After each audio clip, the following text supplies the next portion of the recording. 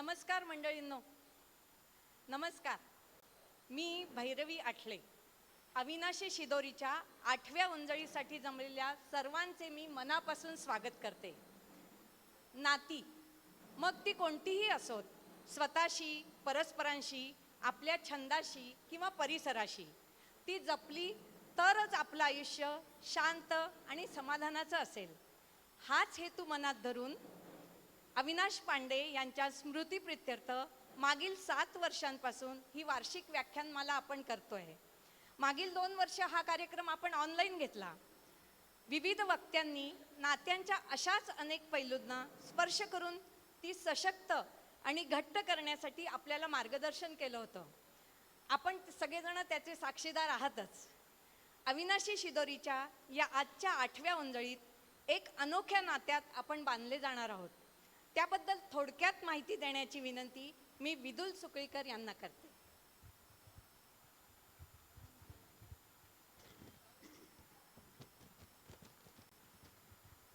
नमस्कार. मागील 2 वर्ष आपण सगळे करोनाग्रस्त होतो. एक अतिसूक्ष्म विषाणू सगळ्या जगाला त्यांनी थांबायला लावलं, विचार करायला भाग पाडलं आणि स्वतःला अतिशक्तिशाली समजणाऱ्या मानवाला निसर्गाने त्याची जागा क्षणात दाखवली आणि त्याला सांगत होता की एवढा आधाशीपणा करू नकोस, एवढं सगळं ओरबाडून घेऊ नकोस, यात तुझंच नुकसान आहे. मी आहे म्हणून तू आहेस हे लक्षात ठेव.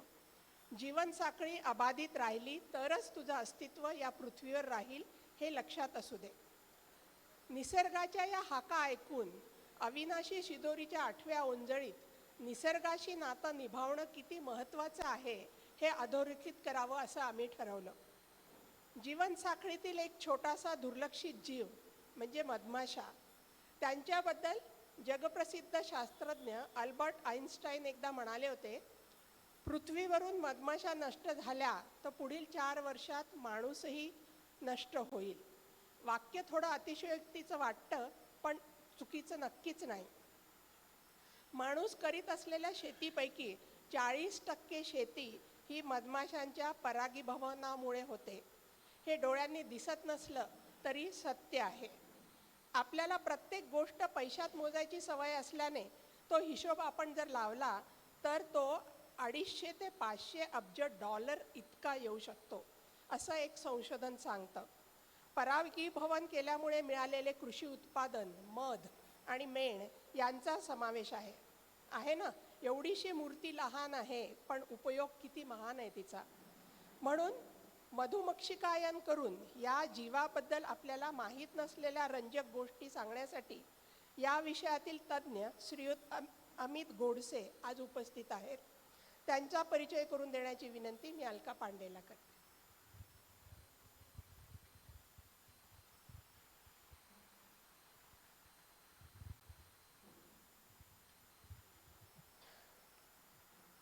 नमस्कार. आपले आजचे वक्ते श्री अमित गोडसे हे मेकॅनिकल इंजिनियर. त्यांनी 5 वर्ष कॅपजेमिनी कंपनीत सॉफ्टवेअर इंजिनियर म्हणून काम केलं. व्हरायटी बघा या व्यक्तीची काय काय आहे ते. पण आता ते पूर्ण वेळ मधमाशांच्या संवर्धनाचं कार्य करतात. त्यांच्या या समर्पित कार्यामुळे त्यांची बी मॅन अशी ओळख निर्माण झाली आहे. या कार्यासाठी ते भारतभर भ्रमण करत असतात. त्यांनी बी बास्केट नावाची एक सामाजिक संस्था स्थापन केली आहे. त्याद्वारे इच्छुकांना परागीभवनासाठी सेवा देतात, तसंच फुलांपासून तयार झालेल्या मधाचा प्रसार करतात. बी बास्केटतर्फे आदिवासींना, विशेषतः महिलांना व्यवसाय उभारण्यासाठी मदत करतात. त्यांनी आत्तापर्यंत 8000हून अधिक पोळ्यांचे संवर्धन केले आहे आणि हेही फक्त पुणे आणि मुंबईत. तसेच 900हून अधिक आदिवासींना त्यांनी शाश्वत पद्धतीचं प्रशिक्षण दिलेलं आहे. त्यांची ही यशोगाथा अनेक पेपर्स, मासिकांमध्ये छापून आली आहे, तसंच सोशल मीडियावर देखील आलेली आहे. मला सोशल मीडियावरूनच त्यांची ओळख झाली आणि तिथून असं वाटलं की नाही, ही व्यक्ती आपल्याला इथे बोलवायलाच हवी आणि आपल्या नेहमीच्या श्रोत्यांना ह्याची माहिती यांच्याकडून द्यायला हवी, म्हणून आपण आज त्यांना इथे निमंत्रित केलं आहे. त्यांच्या या अत्यंत मोलाच्या कार्यास मी आपल्या सगळ्यांतर्फे शुभेच्छा व्यक्त करते. धन्यवाद. आणि आता मी तेजस पांडेला असं म्हणते की मान्यवरांचा सत्कार करावा म्हणून.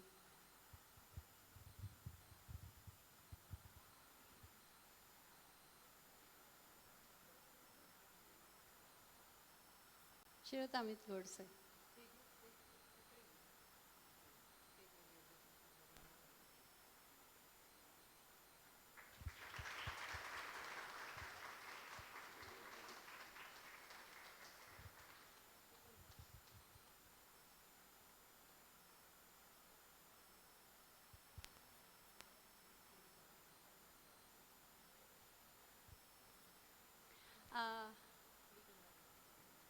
आता मी विदुल सुकळीकरांना इथे निमंत्रित करते. आणखीन एक व्यक्ती आज इथे अशी आलेली आहे, धनश्री कीर्दत. ह्या आपल्या औरंगाबादला सध्या आपल्या विद्यापीठामध्ये ह्याच विषयात PhD करत आहेत. यांची ओळख आपल्याला नक्कीच होणं आवश्यक आहे, म्हणून एक छोटंसं भेट आमच्याकडून. धनश्री कीर्दत.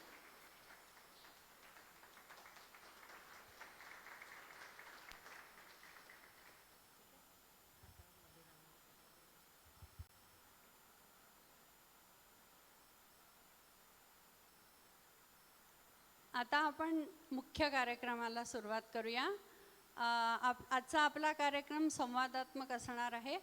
संवादक म्हणून मधुरा अन्वीकर असणार आहेत. मी मधुरा अन्वीकरांना स्टेजवर पाचारण करते.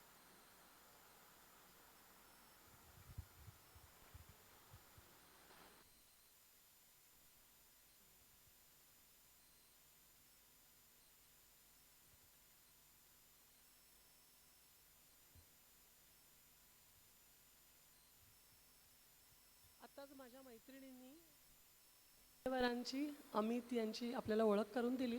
अगदी सुरुवातीला त्यांनी असं सांगितलं की ते कॅपजेमिनीमध्ये होते. खरं म्हणजे IT मधली व्यक्ती, अगदी केकवॉक असणारं आयुष्य ज्यांच्या वाट्याला येतं असं आम्हाला वाटतं बाहेरच्यांना, तर अशी व्यक्ती आणि सगळं काही सेट असताना अचानकपणाने मधमाशा असा एक वेगळाच विषय ज्यांनी आपल्या आयुष्याचा उद्देश म्हणून निवडला. तर मला तुम्हाला पहिला प्रश्न असा विचारायचा आहे अमितजी, की एकदम IT पासून ह्या मधमाशा या जीवापर्यंत यावं असं तुम्हाला का वाटलं?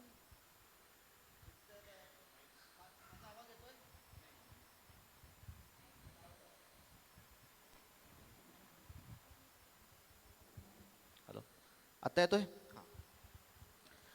2013मध्ये माझा जॉब मुंबईला होता. आणखी मी पुण्यात फ्लॅट घेतला होता आणि पुणे माझं विकेंड होम झालं होतं. शनिवारवर पुण्यात यायचो आणि एका शनिवारी आमच्या बिल्डिंगमध्ये भलं मोठं पोळं लागलं होतं आग्या माशांचं. आणि लोक घाबरून, आग्या माशाला सगळेच घाबरतात, लोक म्हणजे सोसायटी मेंबर्सनी पेस्ट कंट्रोल कंपनीला बोलवलं आणि एका झटक्यात जवळजवळ 1 ते 1.5 लाख माशा पेस्ट कंट्रोलने मारून टाकल्या. तर तेव्हा मला खूप खराब वाटलं होतं, वाईट वाटलं होतं माशांसाठी, की माशा एवढं मेहनत करतात आणि आपण मध गोळा करतो आणि आपण अशा पद्धतीने मधमाशा मारून टाकतो. आणि त्यावेळेस मला असं वाटलेलं की कोणीतरी या माशांना वाचवायला हवं, कारण मी तेव्हा IT जॉबमध्ये होतो. नंतर आठवड्याभराने मी मालेगावला गेलो होतो एक ऑर्गॅनिक फार्म बघण्यासाठी, इमिजिएट नेक्स्ट वीकेंड. तर तिकडे ऑर्गॅनिक फार्म बघितल्यानंतर तिथे भरपूर मधमाशांच्या पेट्या ठेवल्या होत्या. तर जे शेतकरी होते, जे ऑर्गॅनिक फार्मिंग करत होते, मी त्यांना ऑर्गॅनिक फार्मिंग विचारणं सोडून त्यांना मधमाशांमध्ये जास्त विचारायला लागलो की मासे पेटीच्या आत कसे जातात, बाहेर कसे येतात, मध कसं गोळा करतात, महत्त्व काय आहे. जेव्हा मी काम सुरू केलं होतं तेव्हा मला मधमाशाचं मधसुद्धा मला माहीत नव्हतं. नंतर अजून कुतूहल वाढला माशांबद्दल, की माशा परागीभवनसुद्धा करतात. नॉर्मली लोकांना 2च गोष्टी माहिती असतात मधमाशांबद्दल. एक तर आपल्याला मध मिळतो, दुसरा आहे मधमाशा डंख करतात किंवा चावतात. त्या पलीकडे फारसं लोकांना माहिती नसतं. जे माहिती होणं फार गरजेचं आहे. आणि जेव्हा मला या सगळ्या गोष्टी कळल्या की जे आपण माशांमुळे आपण जेवू शकतोय, माशा नसेल तर आपण 4 वर्षामध्ये संपून जाऊ, त्यानंतर विचार केला की माशांसाठी काम करणं गरजेचं आहे. लकीली पूर्ण भारताचं केंद्रीय मधुमक्षिका पालन केंद्र पुण्यामध्ये आहे आणि तिथे मी गेलो. तिथे महिनाभराचा कोर्स होता आणि मला माहिती होतं कॉर्पोरेट जॉबमध्ये मला महिन्याभर सुट्टी मिळणार नाही आहे. तर मी ऑफिशियली आजारी पडलो आणि मी महिन्याभर सुट्टी काढली आणि तो कोर्स केला. नंतर मला लक्षात आलं, अरे एवढं महत्त्वाची गोष्ट आहे. आपण आपण एक जेव्हा बोट दाखवतो दुसऱ्यांवर की कोणीतरी करायला हवं, तर 4 बोटं आपल्याकडे असतात. तर मी विचार केला, मीच का करू नये या सगळ्या गोष्टी. माझ्याकडे टेक्निकल नॉलेज आहे, रिस्क घेऊ शकतो. अजून विचार केला, ठीक आहे जास्तीत जास्त काय होईल, मी फेल होईन, परत IT जॉबमध्ये जाईन. पण असं तर होणार नाही मी स्वतःचं मन मारलं आणि मी काहीच केलं नाही. आणि अशी मी बऱ्याच लोकांना मी भेटलो आहे जे सिनियर सिटीजन आहेत, 80-85 वय झालेले आहेत. मग त्यांनी आपल्या लाईफमध्ये फक्त म्हणजे घरचे लोक 2 मुलं, 1 बायको, आई वडील ह्यांचं घर सांभाळलं. मग आणखी नंतर ते लाईफमध्ये काहीच करू शकले नाही. तर मला असं वाटलं की आपण काहीतरी वेगळं करू शकतो. मला असं रिग्रेट नको होता जेव्हा मी सिनियर सिटीजन होईन, मी लाईफमध्ये काहीच नाही केलं. ठीक आहे. आणखी तिसरी गोष्ट अशी होती, बरेच लोक म्हणतात की या अमुक कंपनीमध्ये, MNC कंपनीमध्ये आहे, US मध्ये, UK मध्ये. मला त्याचं महत्त्व अजिबात नव्हतं. मला कायम असं वाटायचं जेव्हा IT जॉबमध्ये होतो तेव्हा, आपण लोकांची नोकरी का करतोय, आपण त्यांचं नोकर का आहोत. भलेही असं का होऊ नये की आपली कंपनी असायला हवी आणि ते लोक आपल्या अंडर काम करायला हवं, फॉरेनचे लोक, आणि ते लोकांनी आपलं धन्य मानालं की आम्ही या कंपनीमध्ये काम करतो. भलेही आपली 4 लोकांची छोटी कंपनी असेल, पण आपण मला स्वतः व्हायचं, कोणाचं नोकर नाही व्हायचं. तर हे सगळं विचार करून मी काम सुरू केलं. सुरुवातीला माझं लक्ष असं होतं की फक्त माशा वाचवणे. नंतर विचार केला की बँक बॅलन्स होता तो कमी कमी होत गेला. विचार केला की मी स्वतः सस्टेन झालो नाही तर मी माशांना काय वाचवणार, कारण मी आधी चार्जेस घेत नव्हतो माशा वाचवण्याचे. आणि पेस्ट कंट्रोलवाले जे कंपनीज होती ते ऑलरेडी चार्जेस घेत होते, माशा मारण्याचे चार्जेस घेत होते. मग मी माशा जीवन ठेवण्याचे चार्जेस का घेऊ नये, बरोबर. तर या पद्धतीने मी 2016मध्ये कंपनी स्टार्ट केली आणि त्यानंतर आत्तापर्यंत आम्ही 8,000 माशांची पोळी वाचून चुकलेलो, रिलोकेशन करून चुकलेलो आहोत. अजून आणि तुम्ही एका पोळ्यावरती 50-60 हजार जरी माशा धरल्या तर तुम्ही काउंट करू शकता की किती माशांची जीव एका इनिशिएटिव्हचं आपण वाचवू शकलो.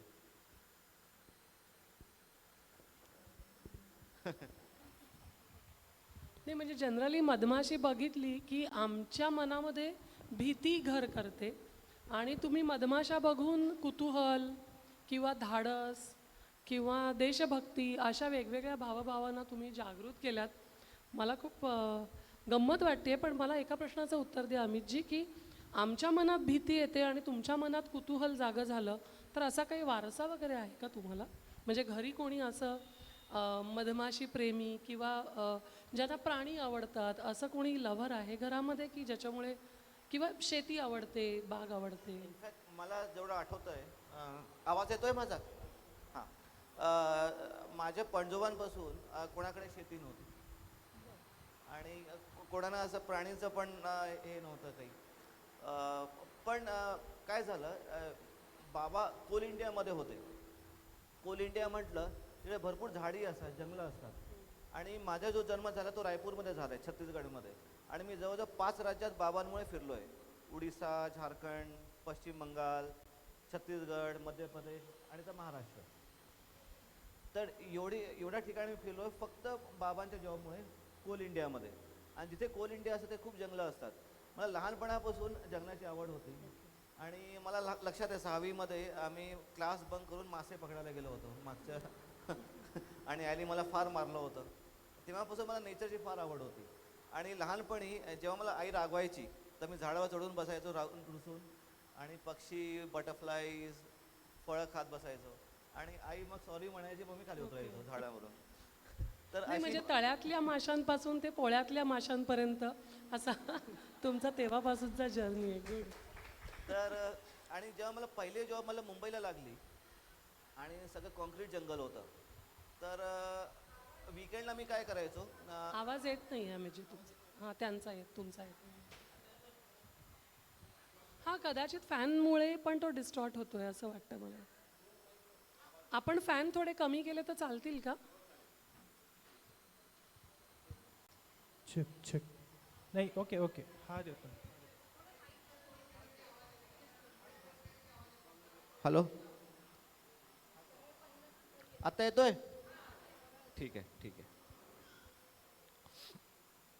तर मुंबईला मी गेलो, तिथे कॉन्क्रीट जंगल होतं आणि विकेंडला आम्ही मॅनग्रोव्हच्या जंगलात जायचो. मी राहायचो मुलुंडला आणि ऐरोली भागामध्ये खूप म्हणजे मॅनग्रोव्हची जंगलं आहेत. तिथे मी बटरफ्लायसाठी जायचो, फिरायला जायचो. नंतर विकेंडला बऱ्याच मी ट्रेकिंगला सुद्धा जायचो मुंबईला असताना. नंतर नेचरची अशी आवड वाढत गेली. आणखी मधमाशांवरती आलो मी. वा, फारच छान. आपण असं म्हणतो की एखादा प्राणी मी पाळला किंवा हे मधमाशा आहेत या माझ्याकडे आहेत.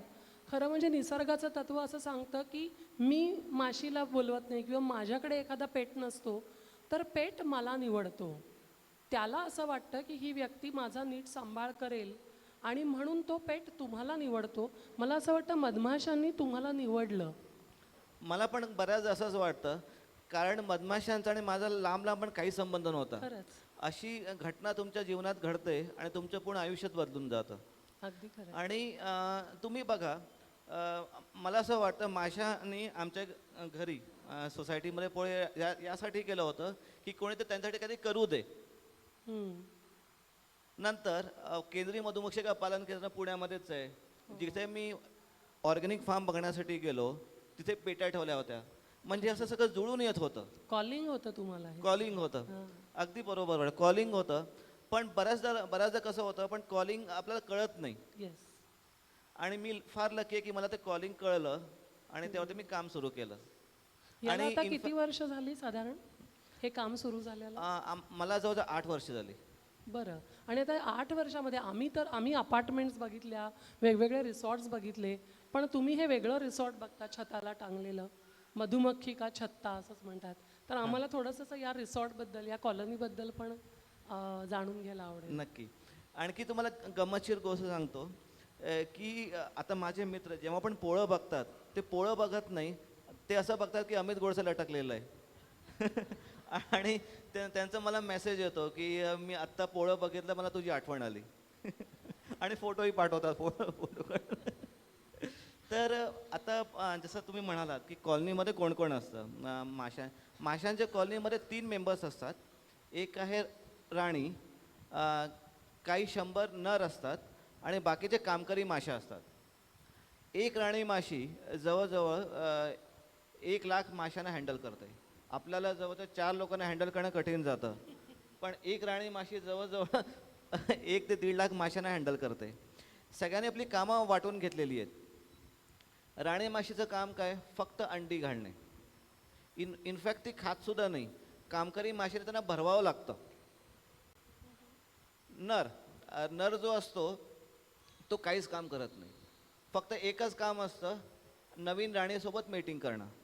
एकदा नवीन राणीचं मीटिंग झालं तर नराचा काहीच उपयोग होत नाही. तर कामकरी माशा काय करतात, त्या नराला मारून टाकतात. कारण पोळ्यावरती फक्त तेच मेंबर्स राहू शकतात ज्या मेंबर्सचा पोळ्यासाठी उपयोग असतो. म्हणजे समाजवादासारखंच झालंय की जो काम करेल, जो मेहनत करेल त्यालाच हा मेवा बरोबर मिळेल. बरोबर. आणि जो मेहनत नाही करणार त्याला मारून टाकतात. राणी माशी पण कशी करते, जेव्हा खाद्य मुबलक प्रमाणात असतं, खूप जास्त खाद्य असतात, खाद्य म्हणजे काय, फ्लॉवरिंग जास्त असतं, तर ती भरपूर अंडी देते. जेव्हा खाद्य भरपूर नसतं म्हणजे फ्लॉवरिंग नसतं, तर ती एक सुद्धा अंडी देत नाही. देत नाही. 0 ते 1,500 पर्यंत अंडी राणी माशी देऊ शकते. अच्छा. डिपेंड करतं फ्लॉवरिंग किती आहे. साधारण कुठली फ्लावर्स आवडतात या मधमाशांना? आता प्रत्येक माशीची आवड निवड वेगवेगळी आहे. कोणाला आंबा आवडतो, असे भरपूर फ्लॉवरिंग आहेत. म्हणजे एकाच पोळ्यामधल्या वेगवेगळ्या माशांना वेगवेगळं आवडतं का एकाच प्रजातीच्या माशांना विशिष्ट अशी फ्लावर्स? नाही, किंवा fruits ह्याच्यावरती अवलंबून नसतं. ते म्हणजे शुगर कंटेंटवरती अवलंबून असतं. अच्छा. आता बघा, माशा पण किती सायंटिफिक आहेत. ज्या नेक्टरमध्ये जास्त शुगर कंटेंट असतं. म्हणजे 30% 40% शुगर कंटेंट असतं. आणि ज्यामध्ये समजा 20% शुगर कंटेंट असेल तर माशांना 20%मध्ये जास्त मेहनत करावी लागेल मॉइश्चर काढण्यासाठी. बरोबर. 40%वर शुगर असेल तर मेहनत कमी करावं लागेल मध बनवण्यासाठी. तर माशा ते फ्लावर्स बघतात जिथे शुगर कंटेंट जास्त असेल. अच्छा. ते पण सायंटिफिकली काम करतात जिथे त्यांना कमी मेहनत जास्त आउटपुट, जास्त आउटपुट. हां. राईट. ते त्यानुसार तसं ते काम करतात. ओके. दुसरी गोष्ट ते हे पण बघतात की कुठल्या फुलांमध्ये तर पराग जास्त मिळतो. माशा मध कसं बनवतात ते मकरंदाने बनवतात, परागाने बनवत नाही. फुलांमध्ये 2 प्रकारची गोष्टी मिळतात, पराग आणि मकरंद. ज्यामध्ये मकरंद असतो, मकरंदामध्ये शुगर कंटेंट जास्त असतो, त्यामध्ये जास्त माशा जातात. आणि माशांसाठी जसं पराग म्हटलं, तुम्हाला सिम्पल लँग्वेजमध्ये सांगायला गेलं तर पराग म्हणजे त्यांच्यासाठी भात आहे आणि हनी किंवा नेक्टर म्हणजे डाळ आहे की वरण आहे, ते दोघांना मिक्स करून खातात. ओके. आणि ह्याला आपण सायंटिफिक लँग्वेजमध्ये बी ब्रेड म्हणतो. बी ब्रेड म्हणजे पोलन आणि हनी दोघांना मिक्स करून माशा खातात. बी ब्रेड. बी बी बी ब्रेड. बी ब्रेड. अच्छा. ओके. मस्त. म्हणजे मकरंद आणि मध हे दोन्ही वेगळं वेगळं आहे. नेक्टर आणि हनी वेगळं वेगळं आहे. नेक्टरपासून हनी बनतं. अच्छा. म्हणजे जेव्हा नेक्टर माशा गोळा करतात त्यामध्ये 80% वॉटर कंटेंट असतं, 20% शुगर असतं. हम्म. मेजरली ते सुक्रोज असतात. जेव्हा मधमाशा त्याला कन्वर्ट करतात हनीमध्ये तेव्हा 17 ते 18% फक्त मॉइश्चर असतं. बाकी 80 ते 85% ते शुगर असतं, अच्छा. म्हणजे हनीमध्ये. आणि मधमाशा काय करतात त्या सुक्रोजला म्हणजे मोनो शुगरमध्ये कन्वर्ट करतात. सुक्रोजला ग्लुकोज आणि फ्रक्टोजमध्ये कन्वर्ट करतात. अच्छा. म्हणजे ते म्हणून म्हणतात की मध खाल्ल्यानंतर एकदम कारण माशाने ऑलरेडी ते पचवलेलं आहे. तुम्ही खाल्ल्यानंतर तुम्हाला आणखी पचवायची गरज नाही. शुगर पचवणं फार कठीण जातं आपल्या बॉडीला, पण हनी पचवणं फार इझी जातं कारण माशाने ऑलरेडी त्याला पचवलेलं आहे. आता मधमाशा मध गोळा करतात, खरं म्हणजे त्या ते स्वतःसाठी गोळा करत असाव्यात आणि आपण ते सगळं काढून घेतो. पण याच्या व्यतिरिक्त मधमाशा अजून काही आपल्याला मदत करतात का? कारण मगाशी या वाक्याने सुरुवात झाली की आईन्स्टाईन असं म्हणतात की जर का मधमाशी राहिली नाही तर पुढच्या 4 वर्षामध्ये मनुष्य जात राहणार नाही. तर असं नेमकं अन्न साखळीमध्ये तिचं काय महत्त्व आहे? मी हनीबद्दल आणखी थोडं सांगतो की जसं माशांना 100 किलो मध हवं असेल तर ते जवळजवळ 3 पट जास्त मध गोळा करतात. जे आपण सस्टेनेबल हनी हार्वेस्टिंग म्हणतो की शाश्वत पद्धतीने मध गोळा करणं म्हणतो, ह्याचं मिनिंग म्हणजे काय? आपण माशांचा उपासमार करत नाही. आपण 2/3 जो पार्ट आहे मधाचा तो आपण फक्त काढून घेतो. समजा माशांना 100 किलो मध हवा असेल तर आपण काय करतो, जास्तीचा 2/3 जो पार्ट आहे तो आपण काढून घेतो. बाकीचा जो 1/3 पार्ट आहे तो माशांसाठी आपण ठेवतो, जेणेकरून माशा पण उपाशी नसतील आणि आपल्याला पण मध मिळेल. आणि जेव्हा आपण मध गोळा करतो, जसं तुम्ही बघितलं असणार, पूर्ण पोळं नष्ट करतात, पोळं कट करतात, जाळपोळं करतात, माशाचं नुकसान होतं, माशा जळतात. आपण तसं करत नाही. आपण फक्त मधाचा कांदा फक्त कट करतो, ज्यामध्ये 60 ते 65% मध असेल, बाकी पोळं तसंच ठेवतो. आणि प्रत्येक जीवाचा असा गुणधर्म असतो की ते आपल्या नेक्स्ट जनरेशनला कधी वाऱ्यावर सोडत नाही. पोळ्यावरती अंडी अळ्या असतात, म्हणून माशा परत पोळ्यावरती येतात मध गोळा केल्यानंतर, आणि जो कापलेला जो भाग आहे तो परत रिपेअर करतात. रिपेअर करून त्यात परत मध साठवतात. अशा पद्धतीने ते परत मध साठवतात आणि आपण मध काढू शकतो. आणि एका सीझनमध्ये तुम्ही 4 ते 5 वेळा अशा पद्धतीने मध गोळा करू शकतात, माशांचं नुकसान होत नाही. जेव्हा पोळं कट करत नाही त्यामध्ये बऱ्याचदा राणी घरं येतात पोळ्यावरती. त्या राणी घरामुळे तुमचे अजून नवीन वसाहती तयार होतात, नवीन कॉलनीज तयार होतात. अच्छा. ज्या तुम्ही पोळं नष्ट करतात, पूर्ण पोळं कट करून टाकलं तर कॉलनी खल्लास झाली. इथे काय होतं, एका पोळ्यातून 4 ते 5 नवीन वसाहती अजून तयार झाली, एकापासून 5-6 नवीन वसाहती तयार झाली इन टोटल. तर तुम्हाला कालांतराने अजून मध मिळेल त्याच परिसरामध्ये. अशा पद्धतीने आपण शास्त्रीय पद्धतीने मध गोळा करतो. त्याला इंग्लिशमध्ये सस्टेनेबल हनी हार्वेस्टिंग आपण असं म्हणतो. सस्टेनेबल हनी हनी हार्वेस्टिंग अच्छा. प्रोसेस असं म्हणतो, जे आपण ऑलरेडी आदिवासीने शिकवतोय. अच्छा. दुसरं तुम्ही म्हणाला की मधमाशांचं दुसरं महत्त्व काय. एक तर मध झालं ते सगळ्यांना माहिती आहे. दुसरं आहे मेण. हो. मेणाचे पण भरपूर उपयोग आहेत जे आपण गोळा करू शकतो. नंतर आहे प्रोपोलिस, जे माशा जे बनवतात, घर जे बनवतात, बऱ्याचदा माशा घर बनवतात ते प्रोपोलिसने घर बनवतात. अच्छा. तर प्रोपोलिस झालं. आणि नंतर बी वॅनम पण आपण गोळा करू शकतो, पोलन गोळा करू शकतो. ठीक आहे, या सगळ्या गोष्टी आपण तयार करू शकतो. आणि सर्वात महत्त्वाचं म्हणजे परागीभवन. जेव्हा तुम्ही शेतावरती मधमाशांच्या पेट्या ठेवता, तुमच्या शेतीचं उत्पन्न जवळजवळ 30 ते 40% वाढ होते. हम्म. ठीक आहे, both in quality as well as in quantity. म्हणजे कुठल्याही शेतामध्ये आपण ही हनी बीजची बॉक्स ठेवू शकतो आणि पॉलिनेशन वाढवता येऊ शकतं. नाही, प्रत्येक क्रॉप्सवरती नाही. जसे बरेच क्रॉप्स असतात ते सेल्फ पॉलिनेटेड क्रॉप्स असतात. जसं गहू झाला, तांदूळ झाला, हे सेल्फ पॉलिनेटेड क्रॉप्स आहेत. अच्छा. बरेच क्रॉस पॉलिनेटेड क्रॉप्ससुद्धा आहेत. भारतामध्ये 100पेक्षा जास्त क्रॉस पॉलिनेटेड क्रॉप्स आहेत. अच्छा. जसं तुमचे फळवर्गीय भाज्या झाल्या, फळं झाली, नंतर तुमच्या नंतर डाळिंब झालं, कांदे बियाणे झाले, किंवा तुमचे मेडिसिनल प्लांट झाले बियाण्यांसाठी, आंबा झाला.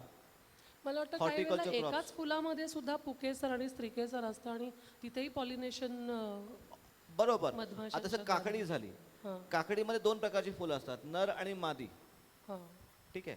नंतर आंब्यावरती पण नर आणि मादी असते. पपईला. पपईमध्ये पण नर 2 झाडं असतात बघा पपईमध्ये, हो. नर आणि मादी झाडी असतात. तुम्हाला बऱ्याचदा तुम्ही बघितलं असणार आहे, पपईला फुलं येतात पण फळं लागत नाहीये, एकच झाड असेल तर.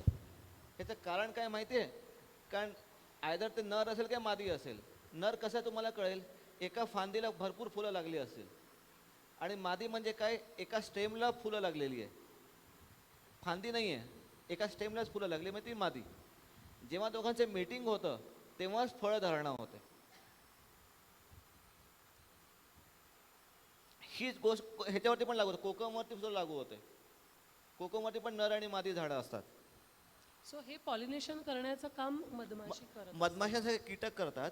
पण भारतामध्ये असं सॉरी जगामध्ये जवळजवळ 75% पॉलिनेशन हनीबीज करतात. बाकीचे जे पॉलिनेशन आहे एअरनी, वॉटरनी, बाकीच्या कीटकांनी होतं. आणि मधमाशांचं महत्त्व यासाठी सुद्धा आहे, ते फुलांवर एकनिष्ठ असतात. आता एकनिष्ठ म्हणजे काय, समजा पर्टिक्युलर टायमिंगमध्ये 10 ते 11च्या दरम्यान माशाने ठरवलं की जांभळाच्या फुलांवर जायचं, तर फक्त जांभळावरतीच जातील, बाकीच्या फुलांवरती जाणार नाहीत. शिस्त आहे खूप त्यांना. हे नाहीतर तुम्ही विचार करा, आता जांभळावरती गेलेत, दुसऱ्यांदा पपईवरती गेले, पॉलिनेशन होईल का? नाही होणार, एकच फूल लागेल ना. आणि माशांना माहिती असतं की कुठल्या फुलांवरती कुठल्या वेळेला नेक्टर सिक्रेशन होईल, त्या वेळेवर ते जातात आणि मग ते पॉलिनेशन करतात. आता जसं भुंगे झाले किंवा तुमचे फुलपाखरू झाले, त्यांच्यामुळे पॉलिनेशन होऊ पण शकतं, नाही पण होऊ शकत, कारण ते झाडांमध्ये एकनिष्ठ नाही आहेत.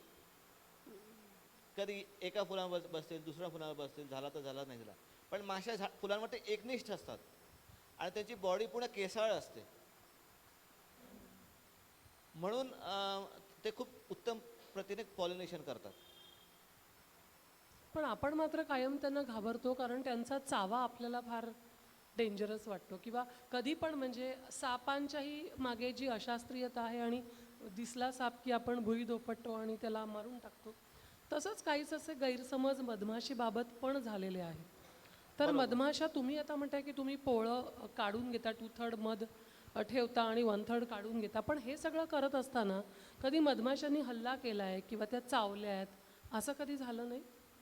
आता आमच्यासोबत आता आमची बॉडी बी स्टिंगला इम्युन झालेली आहे. तुम्ही विष करण्याचं नाव ऐकलं असणार आहे, स्टोरी ऐकली असणार आहे. तर कालच मला 5 माशा चावल्या, नाकावरती एक चावली, इथे चावली. तुम्हाला दिसतंय का काही चावलेलं? नाही, कारण काहीच कळत नाही, कारण माझी बॉडी इम्युन झालेली आहे. आता किती जरी माशी चावली तर आम्हाला काही फरक पडत नाही. तुम्हाला अजून एक महत्त्वाची गोष्ट सांगतो. आता लॉकडाऊन पिरियडमध्ये 2020 ते 2022 आमची टीम हनीबी रेस्क्यू करत होती. ठीक आहे, तुम्हाला माहिती आहे लॉकडाऊनमध्ये कोणी बाहेर जाऊ शकत नव्हतं. आम्हाला स्पेशल पास मिळालं होतं पुण्यामध्ये बी रेस्क्यू करण्यासाठी. कारण व्हायचं कसं, लोकांच्या टॉयलेटच्या आतमध्ये पोळं लागलंय, बिल्डिंगमध्ये पोळं लागलंय, ते बाहेर जाऊ शकत नाही, माश्या घरी शिरतायत, चावतायत. ठीक आहे, असं बऱ्याचदा होतं. काय करणार? तर ही गोष्ट तिथल्या कलेक्टरपर्यंत पोहोचली. अजून डिव्हिजनल कमिशनमध्ये जाणे ओळखीचे होते, तर त्यांनी आम्हाला स्पेशल पास दिला पोळं रेस्क्यू करण्यासाठी. तर तुम्हाला आश्चर्य वाटेल, आमची टीम जवळ 4 लोकांची टीम आहे. या 2 वर्षामध्ये आम्ही कितीतरी सोसायटी फिरलो असू, ठीक आहे, कितीतरी फ्लॅटमध्ये आम्ही गेलो असू, पण 4ही मेंबर्सना एकालाही कोविड झाला नाही, इतकं फिरून सुद्धा लॉकडाऊन पिरियडमध्ये. हे कारण मला माहिती नाही, पण मला असं वाटतं की बी स्टिंगमुळे ह्याचा नक्कीच परिणाम होतो. बी स्टिंगमुळे असं होऊ शकतं कोविड झाला नसेल, की आमची बॉडी एवढी इम्युन झाली असेल की आम्हाला त्या व्हायरसचा परिणामच झाला नाही. हे शक्य होऊ शकतं. नाहीतर लोकांना घरी बसूनच कोविड व्हायचं. आम्ही तर रोज 3-3, 4-4 सोसायटीजमध्ये फिरायचो, वेगवेगळ्या सोसायटीजमध्ये. आता तर आम्ही असं सध्या ऐकलं की मधमाशीच्या चाव्यामुळे मानदुखी बरी होते, पाठदुखी बरी होते, आणि बरोबर. काही प्रथितयश लोकांना ब्रँड अँबॅसेडर करून अशा पद्धतीच्या काही थेरपीज विषयी पण आम्ही ऐकलं बरोबर होतं. बरोबर तर हे कितपत तथ्य आहे त्याच्यात, आणि बरोबर. आपला काय त्याच्यावर? बी वॅनम थेरपी त्याला म्हणतात. तुम्ही बघितलं, एक व्हिडिओ व्हायरल झाला होता, लक्षात आहे तुम्हाला, एकनाथ खडसेंचा. हो गुडघ्यांवरती ते जाऊन घेतात, पाठीवरती जाऊन घेतात, बघितलं असणार आहे. हो हो तर जेव्हा तुम्ही माशा चावून घेता ठिकठिकाणी, तर तुमची जी ग्लँड आहे, जी सुप्तावस्थामध्ये आहे, ती परत ॲक्टिवेट होते. ठीक आहे, आणि तुम्हाला आरामसुद्धा मिळतो. आता आम्हाला कायम चावत असल्यामुळे आमची बॉडी इम्युन झालेली आहे. ठीक आहे, तर ग्लँड ॲक्टिवेटेड असतात. तर तुम्हाला सांधेदुखी त्यांनी होत नाही, गुडघेदुखी होत नाही, पॅरालिसिस पण ह्याच्यातून बरा होऊ शकतो, असे पण रिसर्च आहेत. आणि माशांच्या विषामध्ये एक मेलेटिन नावाचा प्रकार असतो, मेलेटिन. त्या मेलेटिननी भरपूर फायदा होतो तुमच्या ग्लँडला परत ॲक्टिवेट करण्यासाठी. अच्छा. आता तुमच्याकडे हनीबीज आहेत, तुमच्या फार्मवरती हनीबीज आहेत. समजा आम्हाला असं वाटलं की नाही, आम्हालाही अमितजींसारखे एखादी मधमाशांची पेटी आमच्या घरात किंवा आमच्या गच्चीत बागेत ठेवायची आहे, तर आम्ही ती तशी ठेवू शकू का? बिलकुल. आणि तुम्हाला चावून चावून सवय झाली, पण आम्हाला सवय झाली नाही, तर आम्ही काय करावं अशा वेळेला? आता होतं कसं, आता जी माझी टीम आहे, जी 4 लोक जी रेस्क्यू करतात, जेव्हा त्यांनी काम सुरू केलं होतं, त्याने पण घाबरून काम सुरू केलं होतं, कारण असं कोणीच केलं मला वाटतं नव्हतं. कोविडच्या काळामध्ये तो जो एक ड्रेस घालून जायचे ना, तसाच काहीच असा ड्रेस घालून मधमाशांच्या पोळ्यांपाशी जावं का तर काय? आधी मी लोकांना ट्रेनिंग द्यायचो. आता इथे पोळं लागलंय, इनफॅक्ट सुरुवात माझी पण तशीच झाली होती. असं नाही की मी पण लांबून बघायचो पोळं कसं काढलं जायचं. तुम्हाला मधुमक्षी का पालक व्हायचं आहे, तुम्हाला शिकायचं आहे, तर एकदा तुम्ही चावून घ्या सुरू करण्या अगोदर. तुम्हाला लक्षात येईल, तुम्ही एकदा चावून घेतलं, अच्छा एवढंच दुखतं, मी सहन करू शकतो की शकते, अच्छा. मग तुम्ही आरामात करू शकता. तुम्हाला तुम्हाला माहितीच नाही किती दुखतं माशी चावल्यावर. बरोबर, तुम्ही सुरू कसं करणार? म्हणजे आपण फक्त- कल्पनेतच आधी घाबरतो, प्रत्यक्ष वाटतं तेवढा तो चावा बरोबर, भीतीदायक एवढं काही दुखत नाही. अच्छा. ठीक आहे, थोडंसं सुरुवातीला थोडंसं फक्त इंजेक्शन टोचल्यासारखं दुखतं, नंतर ठीक होऊन जातं. किंवा आपण असं ऐकतो की मधमाशांनी हल्ला केला एखाद्या व्यक्तीवर, किंवा म्हणजे पेपरमध्ये पण येतं की तो गंभीर जखमी झाला, मग असं हे नेमकं काय होत असावं? तुम्हाला सांगतो की 1000पेक्षा जास्त मधमाशीने चावला, म्हणजे डंख केला. ॲक्च्युली चावणं एक शास्त्रीयदृष्ट्या चुकीचं वर्ड आहे. माशा ॲक्च्युली डंख करतात.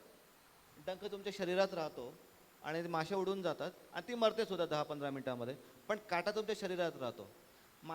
चावणं कशाला म्हणतो? आपण दाताने चावतो त्याला आपण चावणं म्हणतो. डंख म्हणजे काटा असतो. शास्त्रीयदृष्ट्या पण त्याला डंख मारणं पण असं म्हणतो. तर ज्या माशी चावते, तुमचा प्रश्न काय होता विसरलो. माझा प्रश्न असा होता की मधमाशांनी हल्ला केला एखाद्या हां, व्यक्तीवरती, तर तुम्हाला 1000पेक्षा जास्त मधमाशा चावल्या तरच ते फॅटल होऊ शकतं. 1-2, 5 माशा, 10 माशा चावल्या तर तुम्हाला काही फरक पडणार नाही. इनफॅक्ट ते तुमच्या औषधासारखं काम करेल. जसं बी वेनम थेरपी आहे, तुम्ही औषधासारखं घ्या. तुम्हाला तुमच्या पूर्ण प्रोसेस सांगतो काय होतं. ज्या माशी चावते तर थोडं सुचतं, नंतर लाल होतं, नंतर दुसऱ्या-तिसऱ्या दिवशी इचिंग होते, खाजवतं, तिसऱ्या दिवशी संध्याकाळ पण बरं होऊन जातं. ओके. किती लोकांना माशी चावली आहे, मधमाशी चावली आहे? मला चावलं. असंच होतं ना. तर तर तुम्ही त्याला सहन करून घ्या, तुमच्या शरीरासाठीच आहे. ते कडवट औषध म्हणून किंवा दुखणारं औषध म्हणून सहन करून घ्या. अच्छा. ठीक आहे, हे एक झालं. आणि माशा आपणून कधी डंख करायला येत नाही की त्यांना चावायची इच्छा आहे म्हणून तुम्हाला चावलं, किंवा तसं त्या नाही. पाठलाग करतात वगैरे असं पण आम्ही सिनेमात बघितलं. असं होतं का खरं? ते याचं कारण आहे, जेव्हा तुम्हाला एक माशी चावते तर चावल्यानंतर एक फेरेमॉन तुमच्या बॉडीमध्ये सोडते, तो वास येतो. त्या वासाने बाकीच्या माशांना कळतं की तुम्ही त्याचे शत्रू आहात. ठीक आहे, मग ती चेन रिएक्शन सुरू होते. 1चे 2, 2चे 4, 4चे 8, 8चे 16 असं वाढत जातं. पण म्हणजे काय बुद्धिमान माशी असेल ही, की आपल्या शत्रूला केवळ एकाने सुरुवात करायची. आणि म्हणजे हे डबल व्हायरस सारखं झालं ना, की एक आला की बघता बघता मालिका तुमच्या पाठीमागे लागते त्या चाव्यांची. बरोबर. आणि माशांचे सेन्सरी जे ऑर्गन्स आहेत मनुष्यापेक्षा 10,000 पटीने जास्त ऍक्टिव्ह आहेत. म्हणून तुम्ही बघाल की कुठेही फुलोरा असेल, माशा ताबडतोब येतात. मध ठेवला असेल, बाहेर असेल तर ताबडतोब माशा येतात. माशांना कसं कळतं? खरं आहे. त्यांचे सेन्सरी जे ऑर्गन्स आहेत फॉर स्मेल, वास, ते फार ॲक्टिव्ह असतात. अच्छा. म्हणून जेव्हा तुम्हाला माशी चावते तर वास येतो तुमच्या बॉडीमध्ये. जेव्हा तुम्ही पळता तर बाकीच्या माशा तुमचा पाठलाग करतात. आणि तुम्ही हे पण ऐकलं असणार आहे की पाण्यामध्ये उडी टाकलं तरी माशा पाण्याच्या वरती फिरत वरती होते. तुम्ही ऐकलं घुमवतात. असणार ना, सगळ्यांनी ऐकलं हो, असणार, हो. सगळे मला सांगतात. ते का होतं माहिती आहे? ज्यात तुम्हाला भरपूर माशा चावलेल्या आहेत आणि तुम्ही पाण्यात उडी टाकता, ठीक आहे, तर पाण्याच्या सरफेसमध्ये तो वास पसरून जातो माशाने चावलेल्याचा. मग माशांना शत्रू आपला इथेच आहे म्हणून खूप साऱ्या माशा त्या पाण्यावरती फिरत घुमगावत असतात. असतात. ह्याचं कारण ते आहे. अच्छा. आता तुम्हाला समजा माशी चावली तर काय करा ते पण सांगून टाकतो. हां. समजा तुम्हाला 1-2 माशी चावली, तुम्हाला चेन रिएक्शन थांबवायचं आहे, तर तुम्हाला काय करायला हवं? आजूबाजूला कुठला पालापाचोळा असेल तो घ्या, तो चोळा, त्याचा रस त्या इफेक्टेड पार्टमध्ये लावून टाका.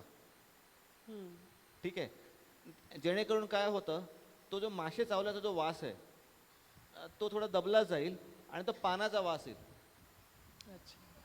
तुळशी असू दे, कुठलंही कुठलंही पान, असं जरूर नाही सगळे तुम्हाला तुळशी दिसेलच.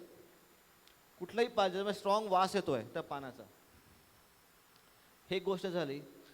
दुसरं, तुम्ही खूप स्ट्रॉंग म्हणजे परफ्यूम लावून तुम्ही जाताय माशांजवळ, ते पण योग्य नाही आहे, कारण माशा चिडतात त्यामुळे. अच्छा. खूप स्ट्रॉंग म्हणजे त्यांनाही अशा भावभावना असतात, त्या चिडतात, बिथरतात, असतात मागे असतात. लागतात. इनफॅक्ट तुम्हाला आणखी एक फॅक्ट सांगतो. जसं प्रत्येक माणसाची प्रकृती वेगवेगळी असते. कोणी तापट असतं, कोणी मवाळ असतं, कोणी खूप जास्त काम करतं, कोणी कामचोर असतं. त्या पद्धतीने माशांचं पण तसंच आहे. प्रत्येक कॉलनी एक वसाहत, ठीक आहे, काही खूप जास्त मध गोळा करते, काही खूप जास्त पराग गोळा करते, काही माशा अशा असतात खूप जास्त ब्रीडिंग करतात, खूप जास्त संख्येने त्या वाढतात. काही माशा खूप रागीट असतात, कॉलनी म्हणजे काही कॉलनीज खूप मवाळ असतात. अशा प्रत्येक कॉलनीचा वेगवेगळा गुणधर्म आहे. तुम्ही एवढी 8,000 पोळी तुम्ही रेस्क्यू करून मधमाशांना हे केलं, रिहॅबिलिटेट केलं आहे. आम्हाला एखादा असा अनुभव सांगा ना, की जिथे खरंच तुम्हाला हे वर्तन त्यांचं पाहायला मिळालं, किंवा नेहमीपेक्षा काहीतरी वेगळं बिहेवियर आहे या माशांचं, असं तुम्हाला बघायला मिळालं, असा एखादा अनुभव? आता बऱ्याचदा आम्हाला माशा रेस्क्यू करण्यासाठी आम्हाला बोलवतात, ठीक आहे. एक अनुभव असा झाला की तुम्ही बघितलं असणार आहे, पोळं सगळीकडे पसरलेलं आहे, पूर्ण भिंतीभर पसरलेलं. कधी बघितलं आहे? एकाच ठिकाणी न बसता पूर्ण सगळीकडे पसरलेलं आहे आणि माशा हळू मरत निघाल्यात खाली. कधी बघितलं असं? म्हणजे आज 100 मेले, उद्याला 100 मेले, परवा 100 मेले. हे कशाने होतं?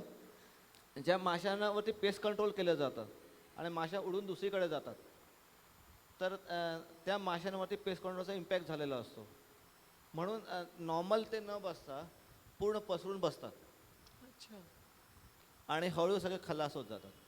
आज 100 मेले उद्या 100 मेले असं माशा संपत जातात. अच्छा, म्हणजे एकमेकांना इन्फेक्शन होऊ नयेत त्याची किंवा हां. त्या वासाने त्रास होऊ नये हां. म्हणून त्या स्वतः सेल्फ असं क्वारंटाईन असं वेगळे राहतात.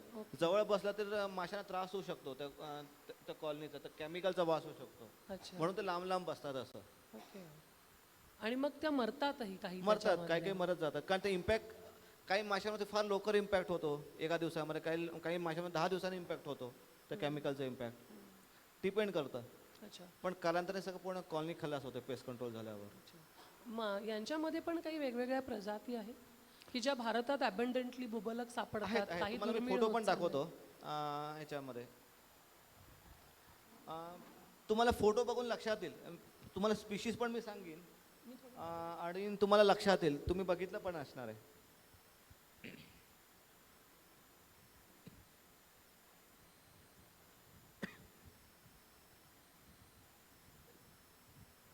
धनश्री ती पेटी दाखव ना.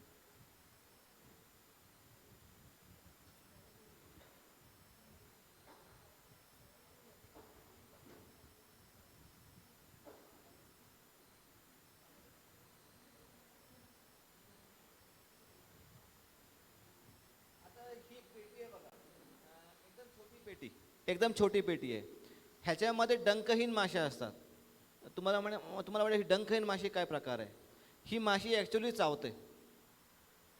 चावते म्हणजे काय, तुम्ही या माशा मंजिरीवर बघितले असणार, तुळशीच्या मंजिरीवर बघितले असणार आहे. एकदम छोट्या काळ्या कलरच्या माशा येतात, बघितलंय, एकदम काळ्या असतात.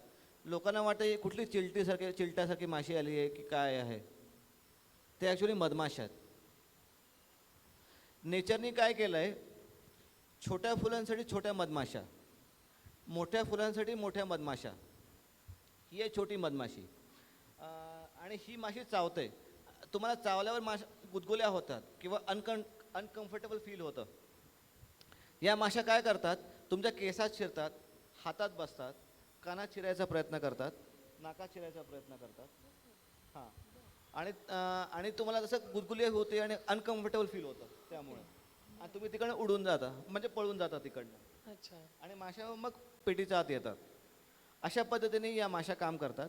आणि तुम्ही या माशा हमखास तुमच्या टेरेसवरती किंवा बंगलोमध्ये आरामात ठेवू शकता तुम्ही. आणि या माशीचा जो मध आहे तो मार्केटमध्ये जवळजवळ 4,000 रुपये किलोने विकला जातो, या माशीचा मध. बर, आणि प्रचंड औषधी मध असतो या माशीचा. आणि या माशीच्या मधामध्ये अँटी कॅन्सरस प्रॉपर्टीज असतात.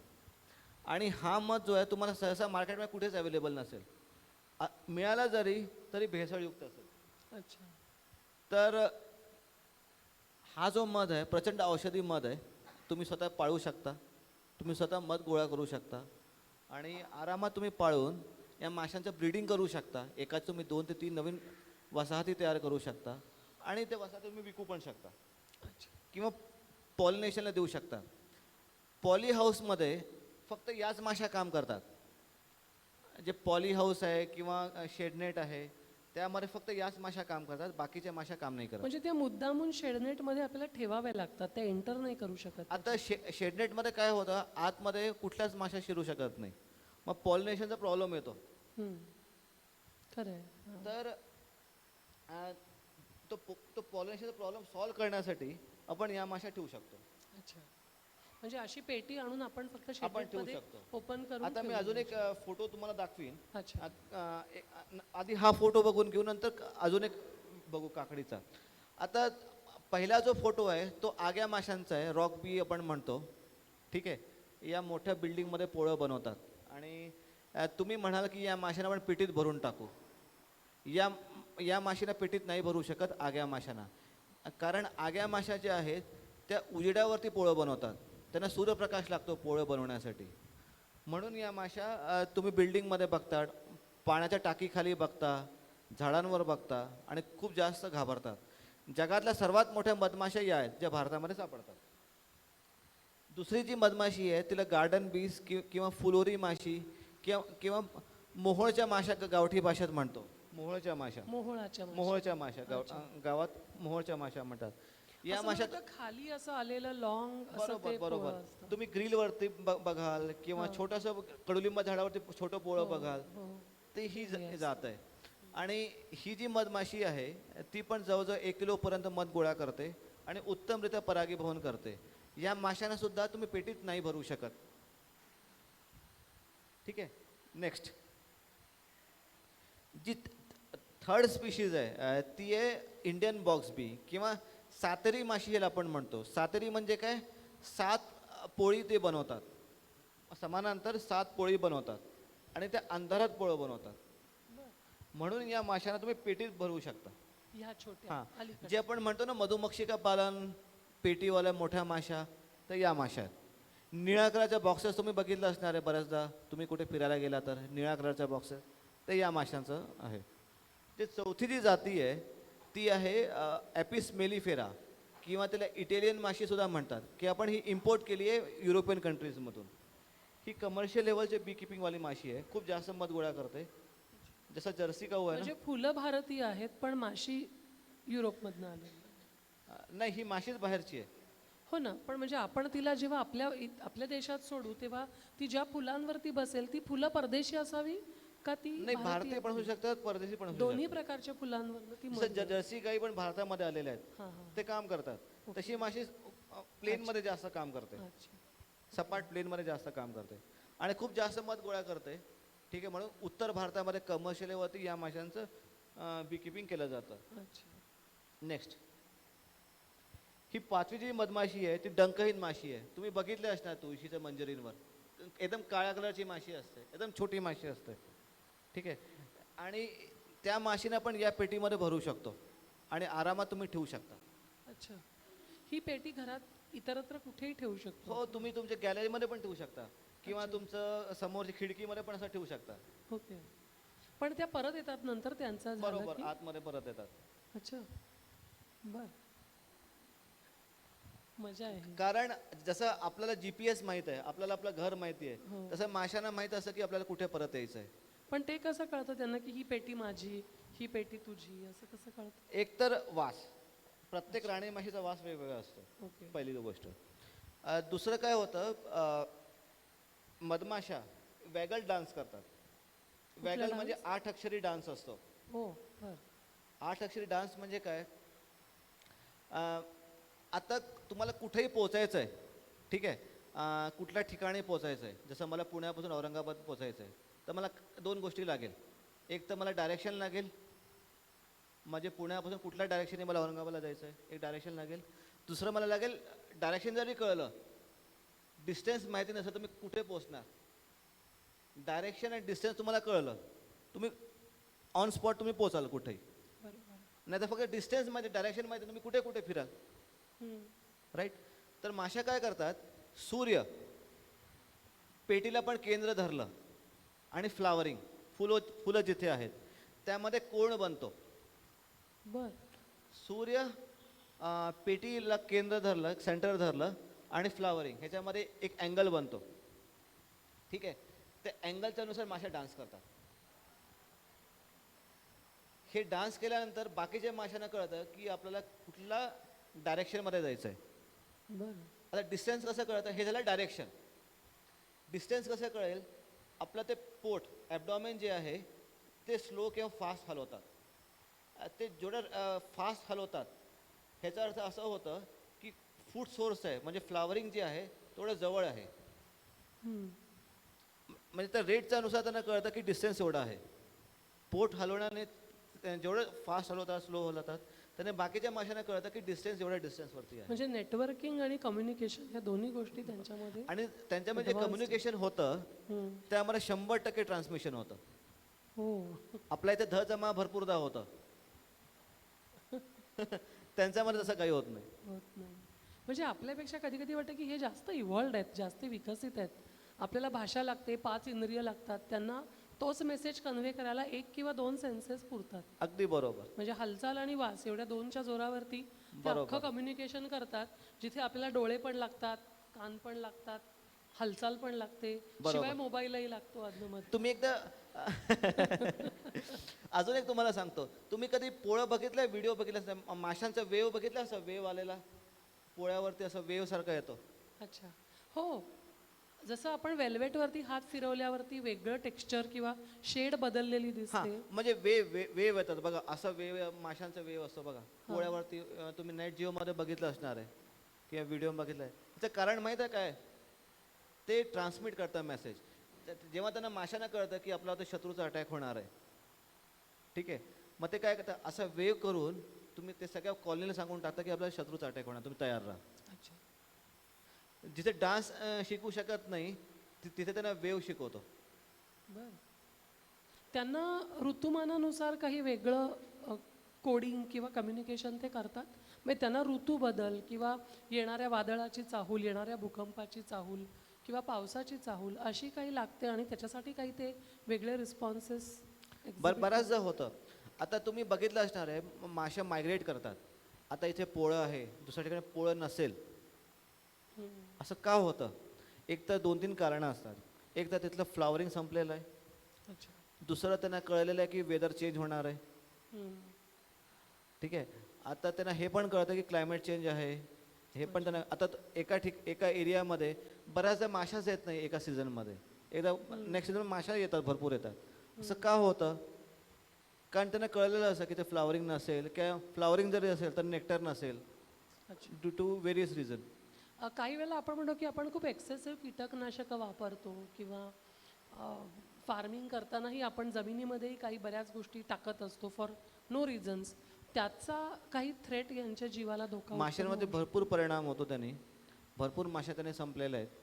ठीक आहे. अच्छा. आणि यामुळेच काय झालं आहे की जवळजवळ या जगामध्ये 90% माश्या संपलेल्या आहेत. फक्त 10% राहिले आहेत. 90% संपलेले आहेत अख्ख्या जगामध्ये. काही रिपोर्ट असं सांगतात. म्हणून पॉलिनेशन हॅम्पर होत आहे. नाहीतर नाहीतर आपलं पॉलिनेशन सर्व्हिस करण्याची गरजच काय पडली असती. जे आपण पेटी रेंटवरती देतो उत्पन्न वाढवण्यासाठी. पूर्वी तर भरपूर माश्या सगळीकडे होत्या. आता माश्या संपल्या आहेत, कमी झाल्या आहेत, पॉलिनेशन होत नाही आहे, म्हणून शेतकरी पेट्या मागतायत. पण म्हणजे आपण असं म्हणू शकतो जसा वाघ दुर्मिळ झाला किंवा काही चित्ता जसा नामशेष होत चालला, तसं जर आपण मधमाशांच्या संवर्धनासाठी ॲक्टिव्हली काही केलं नाही तर कदाचित या 10%च्या अजून कधी कमी होतील अजून कमी आपल्याला होऊ कळणार शकतात. नाही. ऑलरेडी कमी झालेले आहेत. इनफॅक्ट मी जेवढे सिनियर सिटीजन आदिवासी आहेत, शेतकरी आहेत, तुम्ही कोणाशी पण बोला, ठीक आहे, त्यांना विचारा की इनफॅक्ट तुम्हाला असं लक्षात येईल की पूर्वी 20-30 वर्षापूर्वी जेवढी पोळी दिसायची आता तेवढी दिसतात का? सगळ्यांचा तोच अनुभव आहे. तुम्ही खेड्याचा की शहरात या, सगळ्यांचा तोच अनुभव आहे की माश्या पूर्वी जेवढ्या दिसायच्या तेवढे दिसत नाहीत. हम्म. ह्याचं कारण काय? आपण एकतर पहिली गोष्ट आहे क्लायमेट चेंज, दुसरं आपण पेस्टिसाईड मारतोय, थर्ड आहे मोनोकल्चर.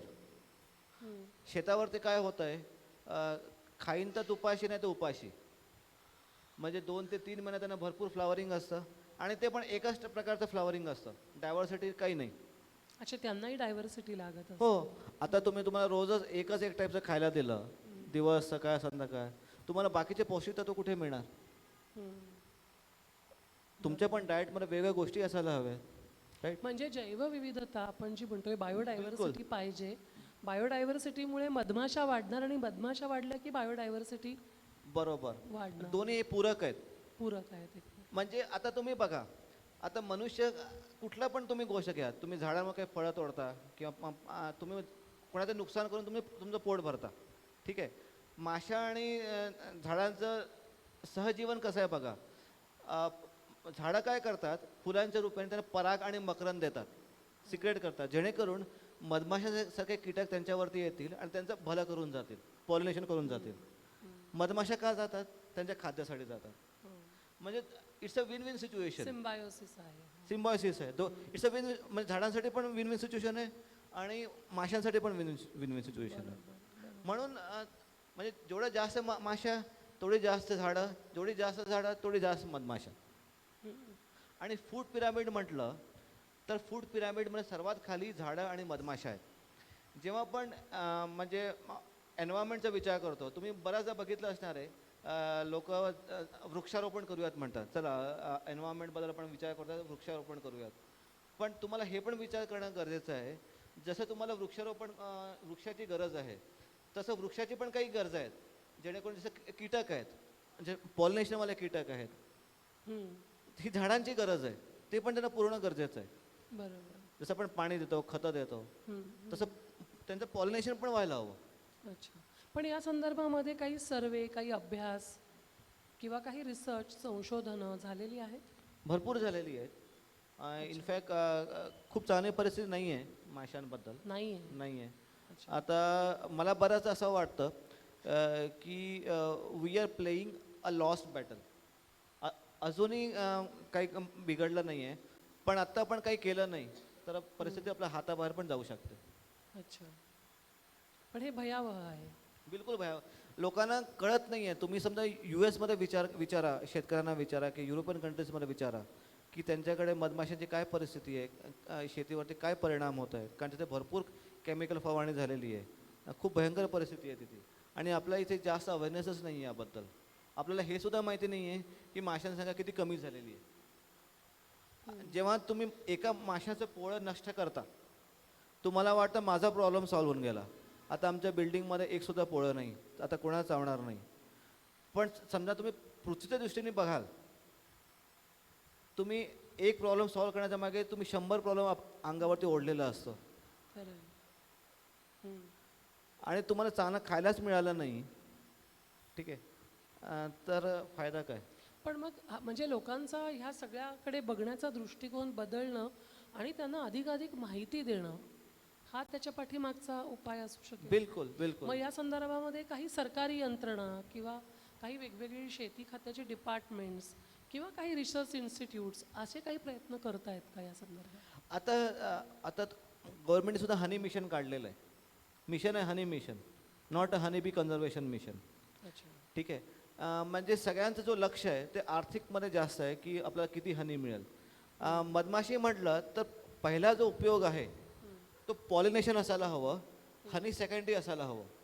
लोकांनी उलटं केलेलं आहे. पहिला त्याला हनी मध्ये घेतलेलं आहे, पण किती हनी प्रोडक्ट केलं की आपल्याला किती विकता येईल. अच्छा. पॉलिनेशन झालं तर झालं, नाही झालं तर नाही झालं. थोडं अवेअरनेस नाही आला शेतकऱ्यांमध्ये की पॉलिनेशन साठी ठेवायला हवं. अच्छा. राईट. आता मला ते असं वाटतं की आता इंट्रोडक्शनमध्ये थोडंसं सांगायचं बहुतेक राहिलं की अमितजींना सोशल एंटरप्रेनरशिप म्हणून त्यांच्या बी बास्केट हा जो त्यांचा व्हेंचर आहे, तर ह्याला रघुनाथ माशेलकर यांच्या हस्ते त्यांना पारितोषिक मिळालेलं आहे. बऱ्याच पारितोषिकांचीही यादी त्यांनी म्हणजे मला जेव्हा बायोडेटा पाठवला त्यावेळेला दिलेली होती. आणि मला असं वाटतं की थोडंसं असं ह्या दृष्टीने म्हणजे केवळ नफा मिळवणं हा उद्देश न ठेवता कॉन्झर्वेशन, पॉलिनेशन, निसर्ग संवर्धन आणि या मधमाशांचं जतन संवर्धन या दृष्टीने एंटरप्रेनरशिप कशी कुठे आपल्याला राबवता येऊ शकेल. म्हणजे नवीन जे येणारे युवक आहेत या विषयात किंवा काम करू इच्छिणारी लोकं आहेत, तर थोडं आम्हाला असंही सांगायला तुम्हाला आवडेल का की तुम्हाला नेमकी एंटरप्रेनरशिप या विषयात कशी सुचली आणि तुम्ही ती कशी डेव्हलप केलीत? ह्याच्यामध्ये खूप जास्त इनफॅक्ट हनीबी म्हटलं तर इंडस्ट्री आहे. ठीक आहे. आता जसं तुम्हाला म्हटलं की तुम्ही समजा ही जसं लोक कुत्री मांजरी सांभाळतात, ठीक आहे, तुम्हाला रोज केअर करावी लागते. जसं तुम्ही पेटी समजा ठेवली तर केअर करायची गरज नाही. तुम्हाला वर्षभरातून फक्त 3 ते 4 वेळा फक्त एक पेटी उडून बघायची आहे. टेक्निकल एक्सपर्टीज एकदम इझी आहे. ठीक आहे. तुम्ही या माशांचं ब्रीडिंग करू शकता, एक्स्ट्रा कॉलनी तुम्ही विकू पण शकता. अच्छा. म्हणजे असं नाही की तुम्ही ठेवलं तुम्ही नुकसानाचं काम करताय. ठीक आहे. म्हणजे ह्याच्यात तुम्हाला फायदा पण होऊ शकेल. राईट. तुम्ही ही जी कॉलनीज आहेत तुम्ही कोणा रेंटवरती पण देऊ शकता अच्छा. फॉर म्हणजे पॉलिनेशन. तुम्ही ह्या पेट्या तयार करून बीज त्याच्यामध्ये तयार करून तुम्ही त्या रेंटवरती रेंटवरती सुद्धा देतो. म्हणजे आम्ही काय करतो, आता तुम्हाला माहिती आहे माश्या कमीत कमी झाल्यात, तर आम्ही माशांचं ऑप्टिमल युटिलायझेशन करायचा प्रयत्न करतो. अच्छा. म्हणजे शेतीचं उत्पन्न थोडं वाढेल. ठीक आहे. हे झालं पहिली संधी. दुसरी संधी झाली तुम्ही ब्रीडिंगमध्ये जा. एकाचे 2, 2चे 4, 4चे 16 करा. बरोबर. हे झालं दुसरं, ब्रीडिंगमध्ये झालं. तिसरं तुम्ही मत विकू शकता. हो. ठीक आहे. मत राहायचं आहे. पॉलिनेशन झालं. आणि याच्यासाठी साधारण भांडवल किती लागतं, जागा किती लागते, नो हाऊ किती लागतो? आता एक पेटी जी आहे ही 6,500ची पेटी आहे माशांसकट. पण ह्या किती किलोमीटरमध्ये उडतील आणि किती? ही फक्त 400 मीटरमध्ये फिरते. अच्छा. म्हणजे समजा एक 3 एकराचं शेत असेल किंवा मोठी बाग असेल तर आपल्याला साधारण अशा पेट्या जागोजागी ठेवाव्या लागतील? आरामात ठेवता येईल. कारण 400 मीटर मी म्हटलं पण ते 400 मीटर चांगलं आहे शेतीसाठी. अच्छा. तुम्हाला वाटतं 400 मीटर फारच कमी आहे. जसं आग्या मासे 5 किलोमीटर रेडियसमध्ये फिरतात, ही माशी फक्त 400 मीटरमध्ये फिरते. तुम्हाला वाटतं 400 मीटरमध्येच फिरतं, ह्याचा काय उपयोग आहे? पण हे चांगलं आहे. आता तुम्ही कसं चांगलं आहे, समजा तुमच्या आजूबाजूच्या शेतामध्ये कोणी केमिकल फवारणी करत असेल, कोणी स्प्रेइंग करत असेल, तर त्या स्प्रेइंगचं हार्मफुल इम्पॅक्ट तुमच्या या माशांना कमीत कमी होईल. हां, दुसऱ्याच्या शेतामध्ये झाला तर आपल्या शेतातल्या माशांना. माशा आपल्या तुमच्या शेतात माशा वाचतील. दुसरं, जेव्हा तुम्ही केमिकल स्प्रेइंग करणार असाल, तुम्ही हा जो एंट्रन्स आहे, हा दिसतो इथे एंट्रन्स, इकडनं माशा ये जा करतात, अच्छा. इकडनं माशा ये जा करतात. ठीक आहे, तो तुम्ही बंद करून ठेवू शकता. 3-4 दिवस आरामात बंद करून ठेवू शकता, जेणेकरून केमिकल फार्मिंगचा इम्पॅक्ट किंवा पेस्टिसाईडचा इम्पॅक्ट कमीत कमी होईल. म्हणजे नंतर हे झालं केमिकल आणि पेस्टिसाईडचं इम्पॅक्ट. पॉलिनेशन नंतर तुम्ही या माशांना इझिली कुठे मायग्रेट पण करू शकता. एका टेम्पोमध्ये आरामात 500 बॉक्सेस मायग्रेट करू शकता, दुसरीकडे घेऊन जाऊ शकता, रेटमध्ये देऊ शकता. अच्छा. चौथी गोष्ट आहे, या माशा नॉन ॲब्स्कॉन्डिंग नेचरच्या आहेत. आता बऱ्याचदा सॉरी, जर सातरी माशी झाली, त्या माशाला समजा पेटी आवडली नाही तर पेटी सोडून पळून जाईल, दुसरीकडे जाईल. ठीक आहे, ही माशी पेटी सोडून जाणार नाही, अच्छा. ही माशी पेटीमध्येच राहते. कारण तिचा जन्म पेटीत झालाय, त्यामुळे ती पेटीलाच सरावली. नाही नाही नाही नाही नाही, ह्याचं कारण पण आहे, ह्याच्या मागे पण सायंटिफिक कारण आहे. अच्छा. आता जेवढं 5 प्रकारच्या माशा तुम्हाला सांगितल्या, प्रत्येकाचं डिफेन्स मेकॅनिझम वेगवेगळं आहे. जसं आग्या माशा आणि फुलोरी माशी, एकदा पोळं बनवलं, पोळं सोडून दुसरीकडे निघून जातात. तसं का जातात?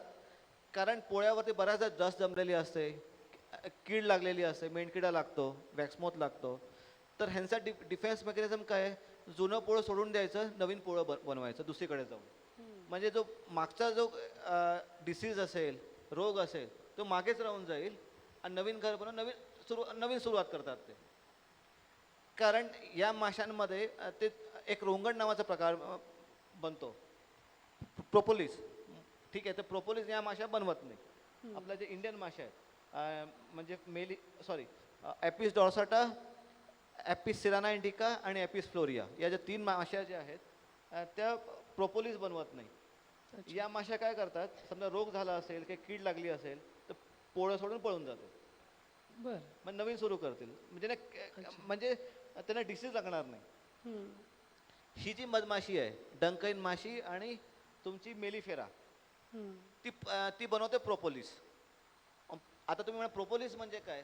तो झाडांचा चीक असतो ना, आंब्या झाडांना चीक निघतो बघा, छोटा छोटा चीक निघतो, तो ते चीक गोळा करतात, त्याला प्रोपोलिसमध्ये कन्वर्ट करतात एन्झाईम मिक्स करून. या माशा काय करतात, समजा फंगल इन्फेक्शन झालं असेल, काही डिसिजेस झाले असेल, तर त्या डिसिजेसवरती एक लेअर बनवून टाकतात प्रोपोलिसची, आणि ते ममिफाय होऊन जातात. त्या माशा ममीफाय करतात ते. हां, म्हणजे तो फंगल इन्फेक्शन असेल डिसीज, त्याला ममिफाय करून टाकतात. अच्छा. आणि ते तिथेच राहतात. मग असा नाही डिफेन्स मेकॅनिझम आहे. म्हणजे प्रत्येक माशात डिफेन्स मेकॅनिझम वेगवेगळं आहे. तुम्ही हा एवढा अभ्यास कधी आणि कुठून आणि कसा काय केला? म्हणजे IT तलं कोडिंग मला माहितीये, पण हे ते काम करता करता ते शिकत गेलो आपण, अनुभव घेत गेला. नंतर हे असं का करतात, ते तसं का करतात, असं प्रश्न पण पडत गेला. फॅन्टास्टिक. सुरुवातीला आपण काय करतो, सगळ्या माशांना एकाच मळ्यातलं मणी म्हणून आपण धरून चालतो. जसं आपण डीप खोलात जात जातो, इंटरेस्ट पण असायला हवा, तर तुम्हाला तसं त्या गोष्टी कळत जातात. असं नाही की मला सगळ्या गोष्टी माहिती आहे, मी पण अजूनही स्टुडंटच आहे, अजूनही मी शिकतोय. येस, हा तुमचा विनय आहे की तुम्ही असं म्हणताय की मी हे शिकतोय. पण खरोखरीच हे खूप वेगळं विश्व आहे, ज्याच्याविषयी आपल्याला बाहेरच्या व्यक्तींना फारसंसं काही कळत नाही. जनरली जे प्राणी आवाज करतात, जे प्राणी आपल्या सान्निध्यात राहतात, डोळ्याला खूप ठळक स्वरूपात दिसतात, त्यांच्याशी आपल्याला सहजासहजी कनेक्ट करता येतं. पण यांच्याशी असं कनेक्ट होता येतं? बिलकुल. आता तुम्हाला सांगतो, तुम्ही समजा एका पेटीच्या माशांना सतत हाताळाल, ठीक आहे, दर 10-15 दिवसांनी तुम्ही पेटी हाताळत राहाल, तर माशांना पण तुमची सवय होते. माशांना तुमच्या शरीराचा वास कळतो. हो, कारण तो त्यांचा सेन्स नक्कीच सेन्स असतो. आहेच. तर तुम्ही जेव्हा सतत त्याला हाताळत असतात, तर माशा पण तुम्हाला ओळखायला लागतात. हा अच्छा. ओळखीचा माणूस आलाय. आम्ही असे एक रेणुका शहाणेचा सुरभी नावाचा कार्यक्रम लागायचा. त्याच्यामध्ये एक माणूस आहे आणि त्याच्या संपूर्ण शरीरावरती अशा माशा येऊन येऊन बसतात. अगदी दाढी मिशा डोळ्यावरती फक्त त्याचे डोळ्याचे दोन असे हे उघडे असायचे. असं दृश्य आम्ही बघितलं होतं.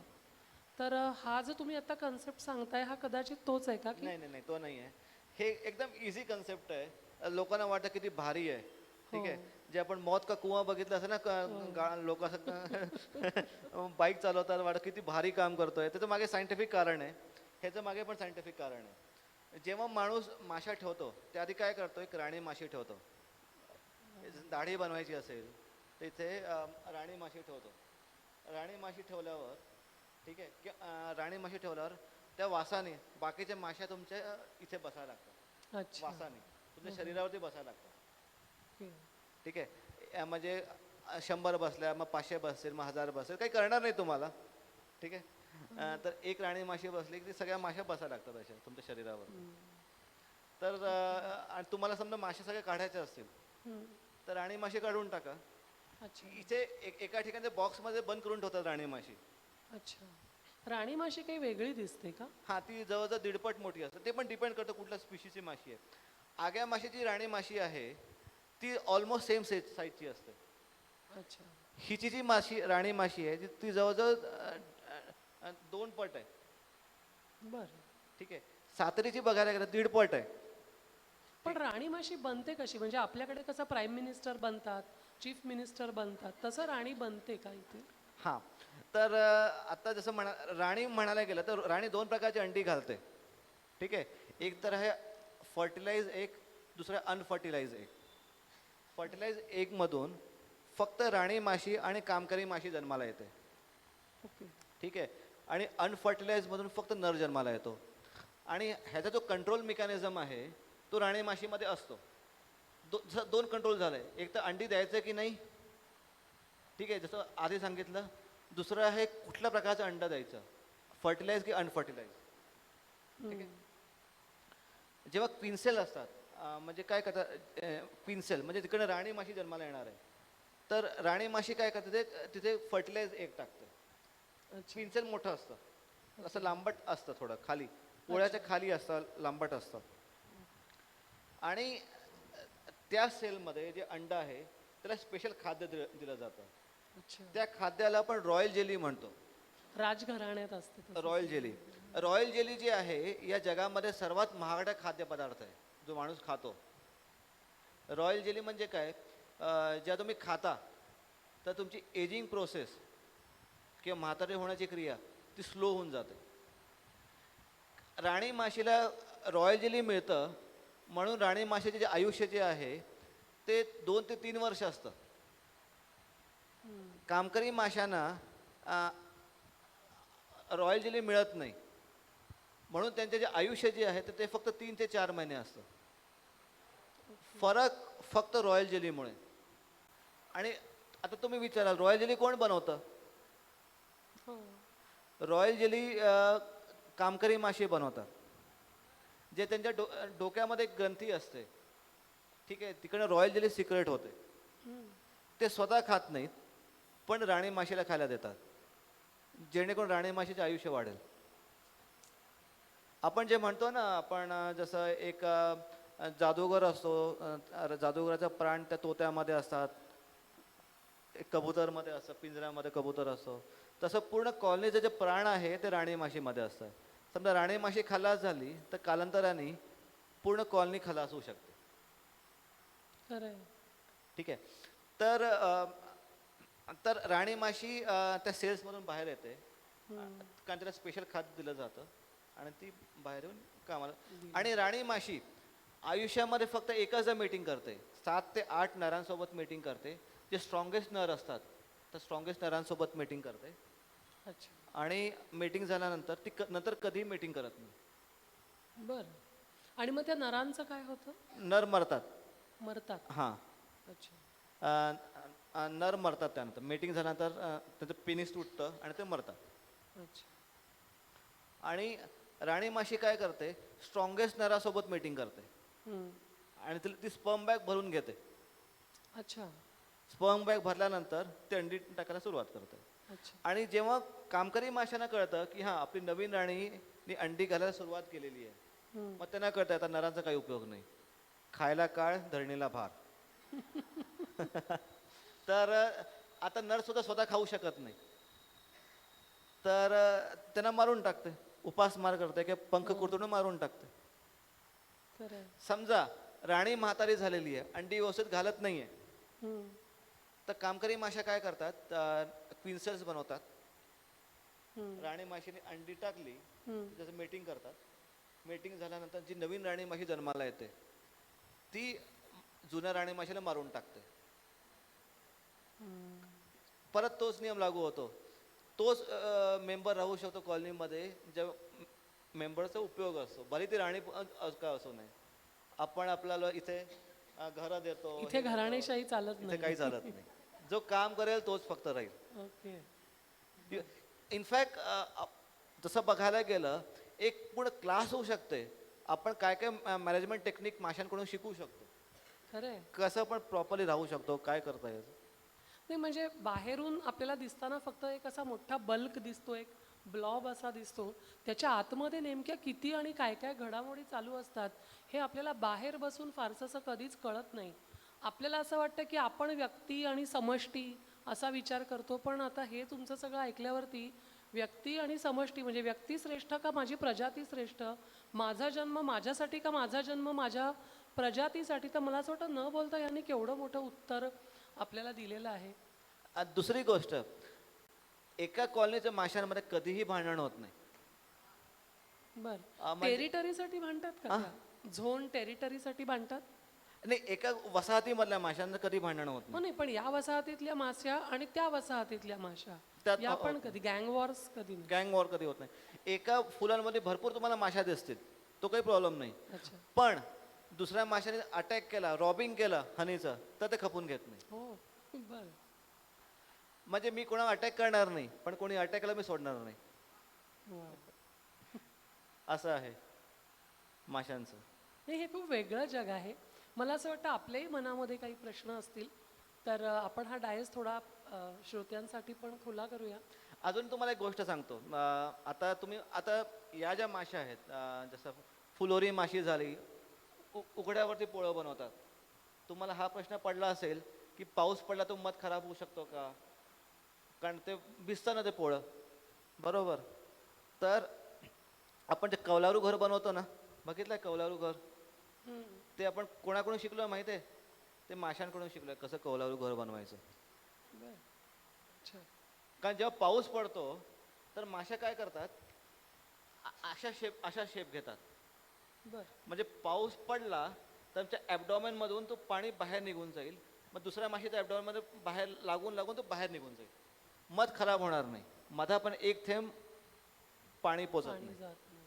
नाहीतर समजा तुम्ही विचार करा, सेल उघडं असेल, अंडी अळ्या असेल, पाणी गेलं तर ते पूर्ण खराब होऊ शकतं. तर टिकवायचं असतं मग पावसाळ्यामध्ये. तर अशा पद्धतीने ते राहतात, म्हणजे पोळ्यामध्ये पाऊस पडल्यावर त्या शेप घेतात. आणि आपण ही जी टेक्निक आहे की कसं घर बनवायला कौलारू घर, ते आपण त्यांच्याकडून शिकलो फुलोरी माशांमधून. Great. मस्त. आपल्यापैकी कुणाला काही प्रश्न आहे?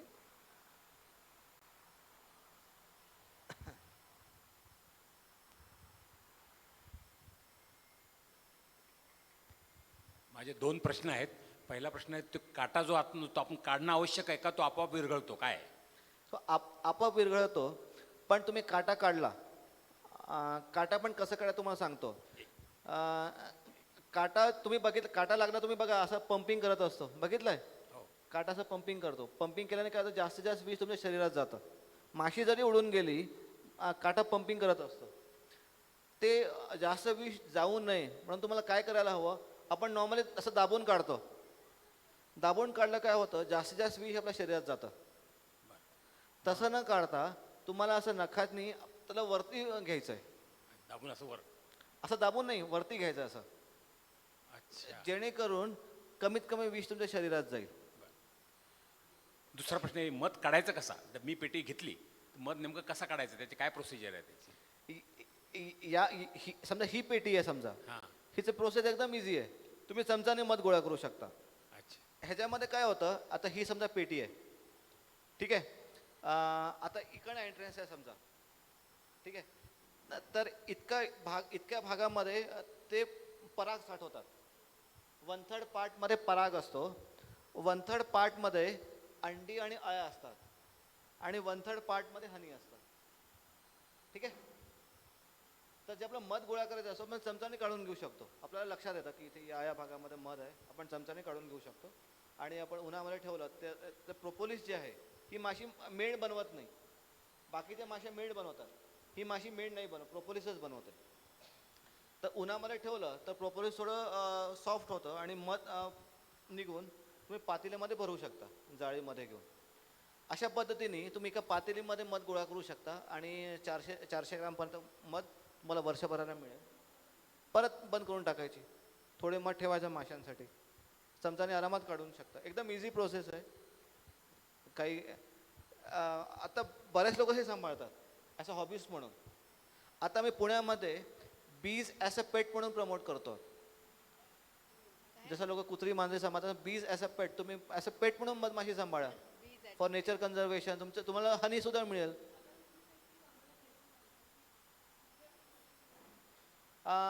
ही पेटी 6,500 रुपयापर्यंत पडते पेटी सकट. आणि आम्ही तुम्हाला कुरिअर पण करू शकतो, ऑनलाईन कुरिअर करू शकतो. आणि जास्त लोक झाले तर आपण त्यांना ट्रेनिंग पण देऊ शकतो, प्रॉपरली बॅचमध्ये प्रॉपरली ट्रेनिंग पण देऊ शकतो. आणि शेतकऱ्यांना पण आपण ट्रेनिंग देऊ शकतो. पॉली हाऊसमध्ये ठेवा. बऱ्याच लोकांचे फार्म हाऊस असतील, तिथे पण तुम्ही ह्याला पेटी ठेवल्यावर तुमचं उत्पन्न वाढेल. आता जसं आम्ही मयूर कॉलनी आहे पुण्यामध्ये, असे बरेच ठिकाण आहे, तिथे आम्ही पेटी ठेवली. बंगलो आहे, डाळिंबाचं झाड आहे, नंतर त्या आवळ्याचं झाड आहे, आंब्याचं, त्यांना भरपूर उत्पन्न मिळतं आहे. आणि माश्या काय करतात, तुमच्या आजोबा वैरी जरी असेल त्यांच्या घरी जातील, फुलांवरती जातील, मकरांमध्ये जातील आणि मध घेऊन तुमच्याकडे येतील आणि ते वैरीचा पण फायदा करतील. त्यांचं उत्पन्न सुद्धा वाढेल.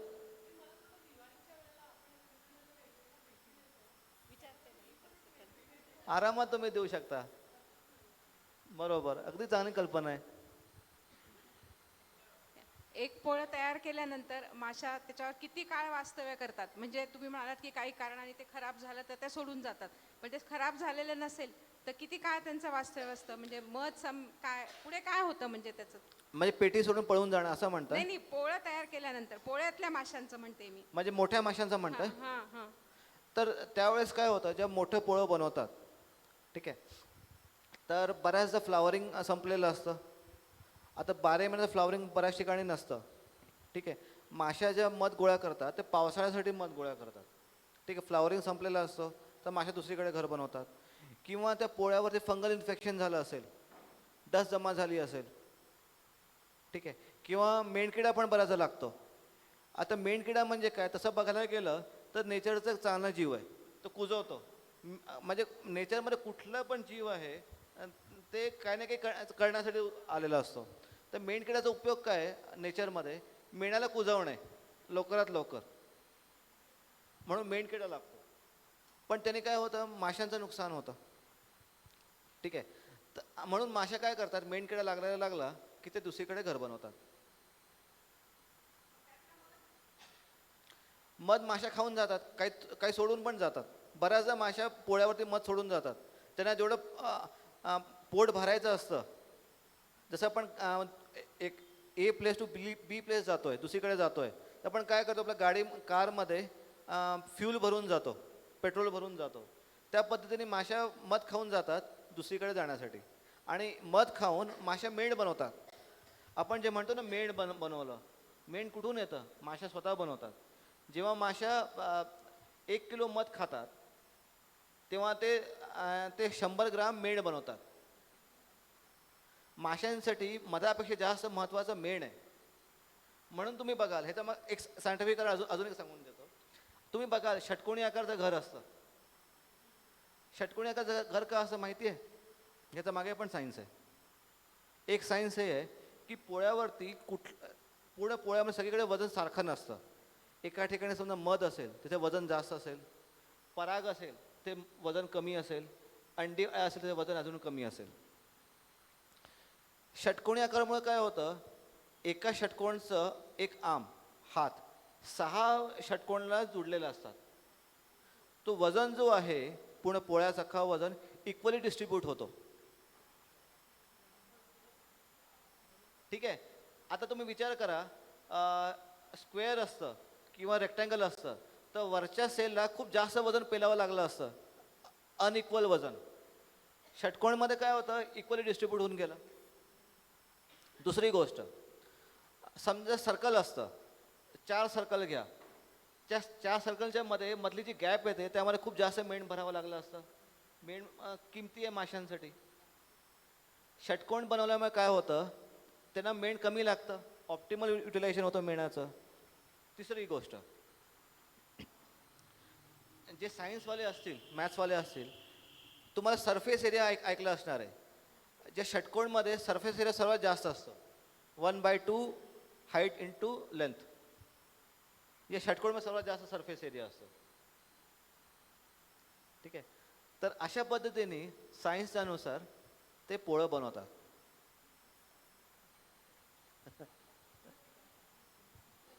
मार्केटमध्ये जांभळावरचा मध, लिंबावरचा मध म्हणून औषधं म्हणून विकतात. तर म्हणजे त्यात काही तथ्य आहे का, की सगळं मध एकसारखं कंटेंट एकच आहेत का त्याचे तर मधामधले? आता आपण जे म्हणतो जांभळाचं मध, ह्याच्या मागे पण सायंटिफिक कारण सांगतो. जे आपण जांभळाचं मध म्हणतो किंवा लिंबाचं मध म्हणतो आणि तुळशीचं मध म्हणतो, ह्याचं मिनिंग काय आहे? 100% कुठलंही मध मिळू शकत नाही, कारण बाकीची पण झाडं असतात. आपण सायंटिफिकरित्या आपण जांभळाचं मध कधी म्हणतो किंवा दुसरं कुठलंही मध कधी म्हणतो, जेव्हा त्या मधामध्ये 45% जास्त पर्टिक्युलर फ्लावरिंगचा पोलन ग्रेन्स असेल. ठीक आहे. 45% जास्त असेल तर आपण त्याला तो नाव देतो. ते 45 असू शकतं, 60 असू शकतं, 80 असू शकतं, 90 असू शकतं. 100 असणं फारच कठीण आहे, कारण बाकीची पण झाडं असतात. ह्याला आपण जांभळाचं मध म्हणतो. तुम्हाला लक्षात आलं कधी जांभळाचं मध म्हणतो? प्रत्येक मधाचे कलर वेगवेगळा असतो, टेक्स्चर वेगळा असतो, चव वेगळी असते. मधाचा कलरलेसपासून ब्लॅकपर्यंत काही पण असू शकतो. कलरलेस मध पाण्यासारखं मध दिसतो, तुम्ही कधी बघितलं पण नसणार.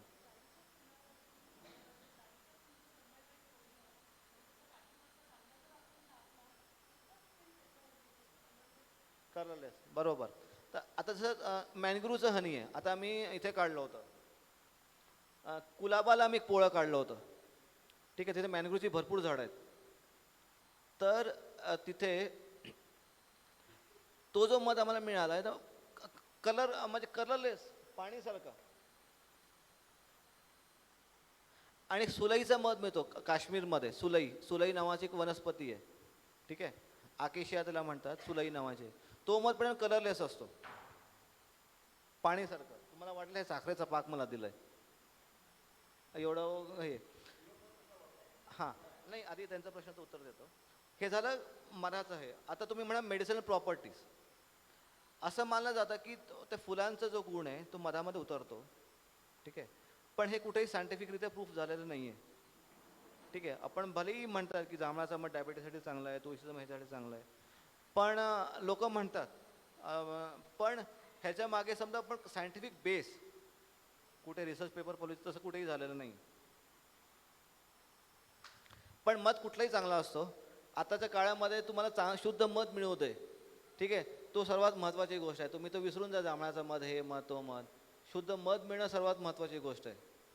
आणि तुम्ही विचार करा की माशांची संख्या कमी कमी झालेली, जसं मी मगाशी म्हणालो, आणि प्रत्येक गली बोळ्यामध्ये एवढे सारे ब्रँडेड मध मिळतात आणि एकाच टाईपचं टेस्ट मिळतं. तुम्ही जानेवारी महिन्यात तो मध खा किंवा ऑगस्ट महिन्यात मध खा, चव 12 महिन्यात सारखीच असते. नेचरमध्ये तसं कधी होत नाही. तुम्ही इथे एक पोळं लागलं आहे, ठीक आहे, आणि जवळजवळ 1 किलोमीटर लांब पोळं लागलं आहे, दोन्ही पोळ्याच्या मधाची चव वेगळी असेल, कारण फ्लावरिंग कंटेंट वेगळं आहे.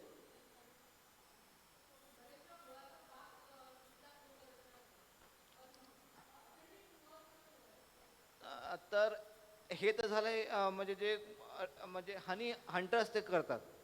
ह्याच्या पलीकडे पण लोक बऱ्याच गोष्टी करतात. एक तर हे झालं गुळाचा पाक, तुम्हाला माहिती आहे.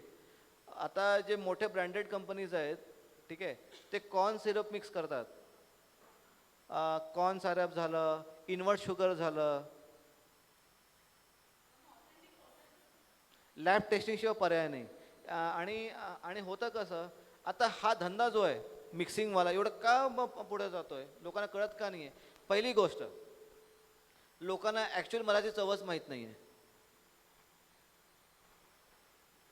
कुठलं मध ॲक्च्युअल आहे तुम्हाला माहितीच नाही आहे. तुम्ही जीवनभर डाबरचं आणि असंच मध खाल्लेलं आहे, तुम्हाला चवच माहीत नाही आहे. ठीक आहे, पहिली गोष्ट ही झाली. दुसरी गोष्ट, टेस्टिंग एवढं किचकट आहे. एक लॅब टेस्टिंगची किंमत 35,000 रुपये. कोण टेस्टिंग करणार आहे? हनीमध्ये एवढी डायव्हर्सिटी आहे. जसं मी म्हणा की 1-1 किलोमीटरवरती टेस्ट बदलत जातो किंवा टेक्स्चर बदलत जातो. ठीक आहे, तर ते टेस्टिंग पण कसं करणार? ठीक आहे, तर पण मग एकच त्याचा पर्याय काय? एक पर्याय असा आहे की तुमचं सोर्स, ठीक आहे, ऑथेंटिक सोर्स असणं गरजेचं आहे. ठीक आहे, आणि कुठलाही शुद्ध मध स्वस्त मिळू शकत नाही. आपण मधाला अमृत म्हणतो. अमृत कधी एवढं स्वस्त मिळू शकतं का? नाही मिळू शकत. 350 रुपये किलो, 400 रुपये किलो. एकावरती एक फ्री मध पॉसिबल आहे. एकावरती एक फ्री मध बॉटल विकणं, लोक घेतात एकावरती एक फ्री मध. माशाच नाही तर एकावरती एक फ्री मध कुठून मिळणार? सर, हां, तर उपाय तेच आहे की तुमचे जेवढे सोर्स आहेत, म्हणजे जे प्रॉपर बी कीपर असतील. आम्ही पण तसं मध विकतो, छोट्या लेवलचं मी मध विकतो.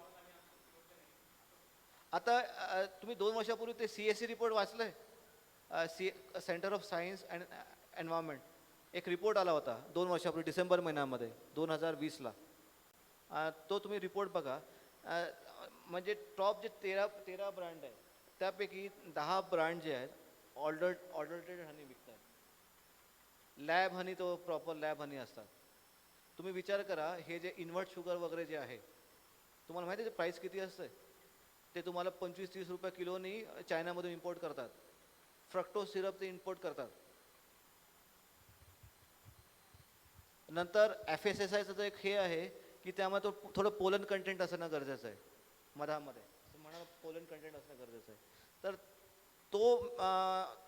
ते जे आहे काय म्हणतात लिमिटेशन, त्यांचं पॅरामीटर पास करण्यासाठी ते थोडंसं मध मिक्स करतात, जेणेकरून त्यामध्ये तो लेवल येऊन जाईल, पोलनचा जो कंटेंट तो लेवल येऊन जाईल. म्हणजे तुम्ही टेस्टिंग जरी केलं, FSSAI जे नियम आहेत स्ट्रिंजेंट नियम नाही आहेत.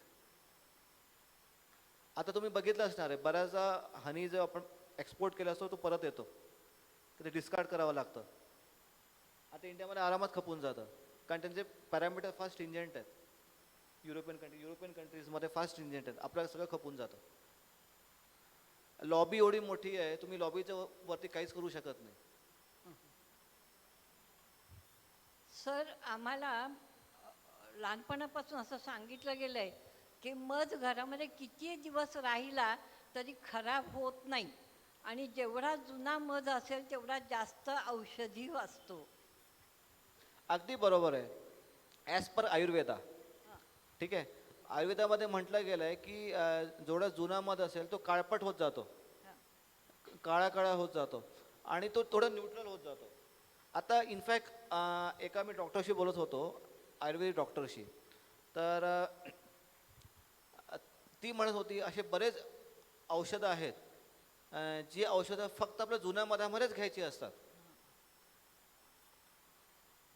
आणखीन एक गोष्ट की आम्हाला आता ह्या ट्रेनिंगबद्दल जेव्हा वाचलं तेव्हा असं माहिती मिळाली की जिथं तुम्ही हे मक्षिका पालन करता त्याच्या शेजारी पाणी असलं पाहिजे. हा, पाणी तर असतंच. म्हणजे आपण झाडांवरती पाणी टाकतो ते आरामात ते घेऊ शकतात. हां, किंवा आपल्या घरात सुद्धा कधी नळ गळत असेल हो. तर त्याच्यावरती माशा आरामात बघतात. ते पाणी पिण्यासाठी तर येतात. म्हणजे पाणी आवश्यक आहे जवळ. आहे ना पाणी. आता तुम्हाला सांगतो एक दुसरी गोष्ट अशी आहे. आता तुम्ही बॉटलमध्ये बघितलं असणार best before 18 months, best before 24 months लिहिलेलं असतं. बघितलं आहे हनीच्या बॉटलमध्ये? तुम्हाला प्रश्न पडेल की पडला पण असेल की असं का की मध कधी खराब होत नाही.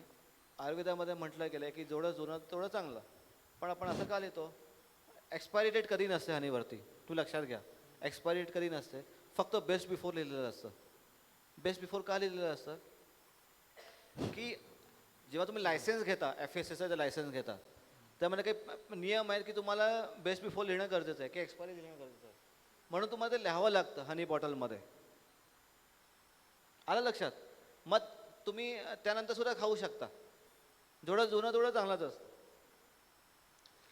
आणि दुसरा कुठला प्रश्न तुम्ही काढला होता? हॅलो, जेव्हा नाही, एकांचा प्रश्न राहिला होता.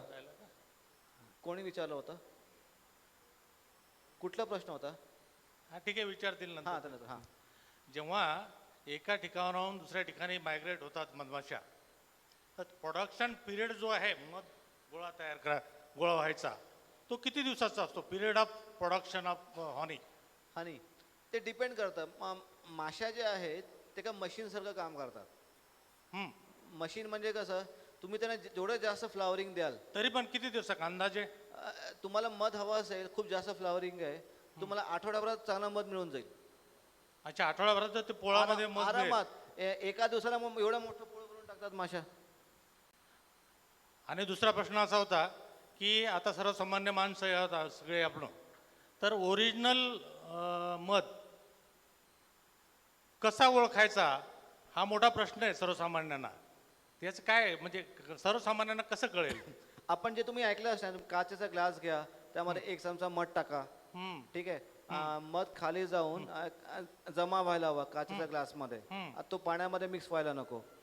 हे तुम्ही ऐकलं असणार आहे. अगदी योग्य ती टेस्टिंग आहे. पण आता असे भेसळ आलेले आहेत की हे भेसळ सुद्धा या टेस्टिंग मध्ये पासून जातात.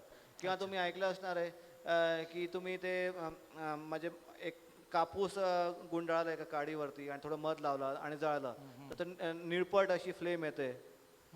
ऐकलं असणार आहे. तर हे या सगळ्या जे टेस्टिंग आहेत किंवा मध म्हणजे कॉटन कपडा चिकटत नाही, ते वरच्यावर वाहून जातात. हे सगळे जे टेस्टिंग आहेत आता असे ऑर्डनेशन आले आहेत की हे सगळे पास होऊन जातात. म्हणून लॅब टेस्टिंग शिवाय काही पर्याय नाही. बरं, आपल्या याच्यामध्ये काही ट्रेनिंग सेंटर वगैरे, जसं आज तुम्ही भाषण दिलं इथं किंवा थोडं चर्चा झाली आपली, तर एक पुण्याला काही ट्रेनिंग सेंटर आहे तुमचं, फार्म हाऊस आहे की जिथं तुम्ही ट्रेनिंग देऊ शकता प्रॅक्टिकल? आम्ही देऊ शकतो, आम्ही तिथे देतो सुद्धा पुण्यामध्ये. अच्छा अच्छा. इथे पण आपण देऊ शकतो. आजच आमचं औरंगाबाद युनिव्हर्सिटीमध्ये टीमसोबत बोलणं झालं होतं. तर कुठे आहे तुमचं ट्रेनिंग सेंटर? पुण्यामध्ये फार्म हाऊस आहे का? फार्म हाऊस आहे. अच्छा अच्छा अच्छा. मग ते आपण देऊ शकतो. त्याचं जाता जाता आम्हाला म्हणजे ॲड्रेस वगैरे देऊन जाल तर मग आरामात कधी देऊ भेट शकतो. देता येईल आम्हाला? देऊ आहे का शकतो. आता इनफॅक्ट आम्ही प्लॅनिंग असं करतोय की समजा इथे भरपूर लोक तयार झाले की इथे शेतकऱ्यांना पण द्यायचं आहे. ऑलरेडी आमचं बोलणं चालू आहे औरंगाबाद युनिव्हर्सिटी. आज तिथेच मी गेलो होतो. तर आम्ही प्रयत्न करतो इथल्या लोकांना आपण ट्रेनिंग देऊन टाकू, इथल्या लोकांना पॉलिनेशन सर्व्हिसेस देऊ. तर इथे समजा काही झालं तर तुम्हाला इथल्या इथेच सोयीस्कर होऊन जाईल ट्रेनिंग देणं आणि इथल्या इथे शिकणं. प्रॅक्टिकल मिळालं तर कोणालाही करता येईल? नाही नाही, इथे ट्रेनिंग म्हणजे प्रॅक्टिकल सगळंच ट्रेनिंग. अच्छा अच्छा. म्हणजे कसं रिव्हिजन घ्यायचं, काय करायचं, प्रॅक्टिकल. कारण थिएटिकल शिकून काही उपयोग नाही, प्रॅक्टिकल येणं गरजेचं आहे. अच्छा, महाराष्ट्रामध्ये टॉप लेवलचं डिस्ट्रिक्ट कोणतं आहे की जिथं मध गोळा तयार होतं जास्त प्रमाणात? महाराष्ट्रामध्ये महाराष्ट्रामध्ये गडचिरोली आहे. ठीक आहे. नंतर कोल्हापूरला खूप चांगला मध गोळा होतो. पश्चिम घाटामध्ये खूप चांगला मध गोळा होतो. टॉप लेवलला? हां, वरच्या लेवलला, वरच्या नंबर 1, 2, 3 असं? असं काही नाही. म्हणजे कसं आहे, मी ऐकलं की साताऱ्यामध्ये महाबळेश्वर जवळ एक मधाचं गाव म्हणून प्रसिद्ध आहे, काहीतरी नाव आहे त्याचं गावाचं. त्या गावाला अख्खं गाव मध गोळा करता येते. आता बऱ्याच लोक महाबळेश्वर हानी घेऊन येतात. महाबळेश्वरच्या जवळ गाव आहे. हां, माहीत आहे मला. तर तिथे होत आहे, बीकीपिंग होत आहे. पण आपण जे महाबळेश्वर हानी घेऊन येतो ना, ठीक आहे, तर एवढं तिथे झाडच राहिले नाही आहे, जंगलच राहिलं नाही आहे महाबळेश्वरला. ते बाहेरून मध आणतात आणि महाबळेश्वर हानी नावाने विकतात. माघारमधून आहे ना? हां, तिथे बीकीपिंग आता मागच्या वर्षी सुरू झालेलं आहे. अच्छा, कुठल्या पेटीमध्ये? या पेटीमधून वर्षभरामध्ये 400 ग्राम मध गोळा होतो. पण हा प्रचंड औषधी मध असतो. इनफॅक्ट ह्याला प्राइज्ड हनी म्हणतात. ह्याच्यामध्ये अँटीऑक्सिडंट जवळजवळ 79% असतात या हनीमध्ये. बाकीच्या हनीमध्ये 21% असतात. नहीं, अभी आपका सुन के मुझे ये लग रहा है कि ब्रांडेड जो हनी है उसका कोई यूज़ ही नहीं है, तो वो परचेस करना चाहिए या नहीं? अगर आपको मीठा खाने की इच्छा है तो आप खा सकते हो, और यू- माइनस मेडिसिनल प्रॉपर्टीज। तो वो उसका कोई यूज़ नहीं है। यूज, अगर आप इनवर्ट शुगर सोचोगे, एक इनवर्ट शुगर सोच लीजिए, इनवर्ट शुगर कुछ ना कुछ यूज है। इनवर्ट शुगर को आप मीठा बनाने में डाल सकते हो, कुछ ना कुछ यूज रहता ही है ना। पर अगर आप मेडिसिनल यूज के लिए सोचोगे कि आपका कुछ हेल्थ बेनिफिट होगा, उससे हेल्थ बेनिफिट कुछ नहीं होगा। खाली आपको मीठा आपको लगना चाहिए तो वो आप रिप्लेस कर सकते हो। काका, एक एक मधमाशीचं एक पोळ तयार व्हायला किती वेळ लागतो? डिपेंड करतं फ्लावरिंग कसं आहे. आता फ्लावरिंग खूप चांगलं आहे तर माशा 2 दिवसामध्ये मोठं पोळं पण तयार करतात, एवढं फास्ट काम करतात. म्हणजे काय करतात, खूप जास्त फ्लावरिंग आहे, ठीक आहे, मकरंद गोळा केलं, त्या मकरंदाला हनीमध्ये कन्वर्ट केलं आणि खाऊन मेण काढलं आणि लगेच पोळं बनवलं. ते त्यांचे जे शरीर जे आहे मधमाशांचं, ते एका मशीनसारखं काम करतं. जेवढं इनपुट तेवढं आउटपुट. हां, एक मिनिट.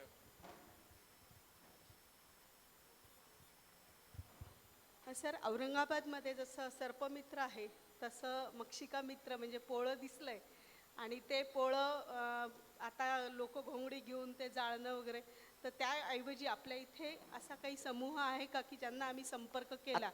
आत्ता तुर्तास तरी नाही आहे, पण समजा तुम्ही समजा काही प्लॅन बनवू शकलात, इथे आपण 5 लोक तयार करू शकलो औरंगाबादमध्ये, ठीक आहे, त्यांना प्रॉपर ड्रेस देऊन ट्रेनिंग आम्ही देऊ शकतो, तो काही इश्यू नाही आहे, ठीक आहे.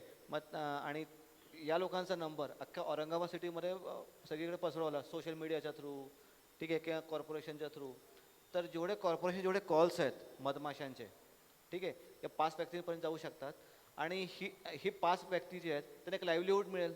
जे अर्बन जे अनएम्प्लॉईड यूथ आहेत त्यांना एक लाईव्हलीहूड मिळेल. पहिली गोष्ट माशा वाचतील. दुसरी गोष्ट, तिसरं काय होतं, जे आपण पेस्ट कंट्रोल करतो तर तो मध विषारी होऊन जातो केमिकल स्प्रे केल्यामुळे.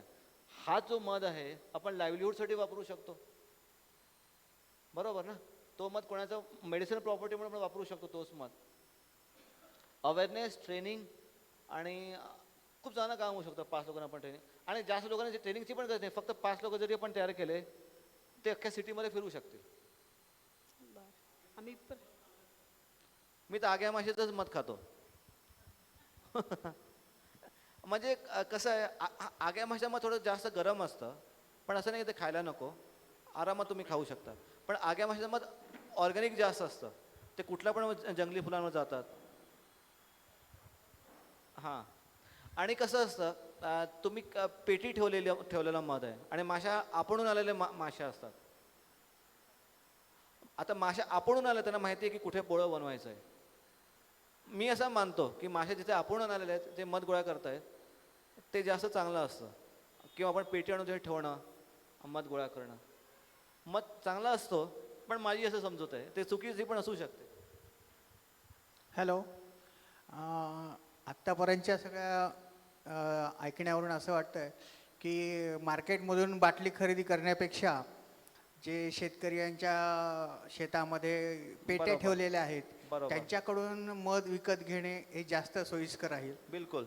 आणि दुसरी गोष्ट, हे जे पेस्ट कंट्रोल आहे त्यांच्यावरती काहीतरी नियंत्रण पाहिजे, की त्यांच्याकडे जेव्हा कॉल जातो की आमच्याकडे पोळं काढायचं आहे, तर त्यांनी ते काढायला नाही पाहिजे, त्यांनी तो कॉल आपल्याकडे डायव्हर्ट करायला पाहिजे.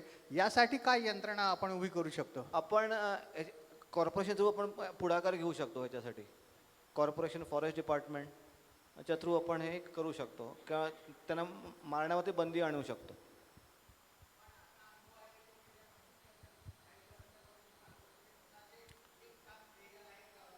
आवाज तुमचा क्लिअर नाही आहे, इथे येऊन बोला वाटल्यास.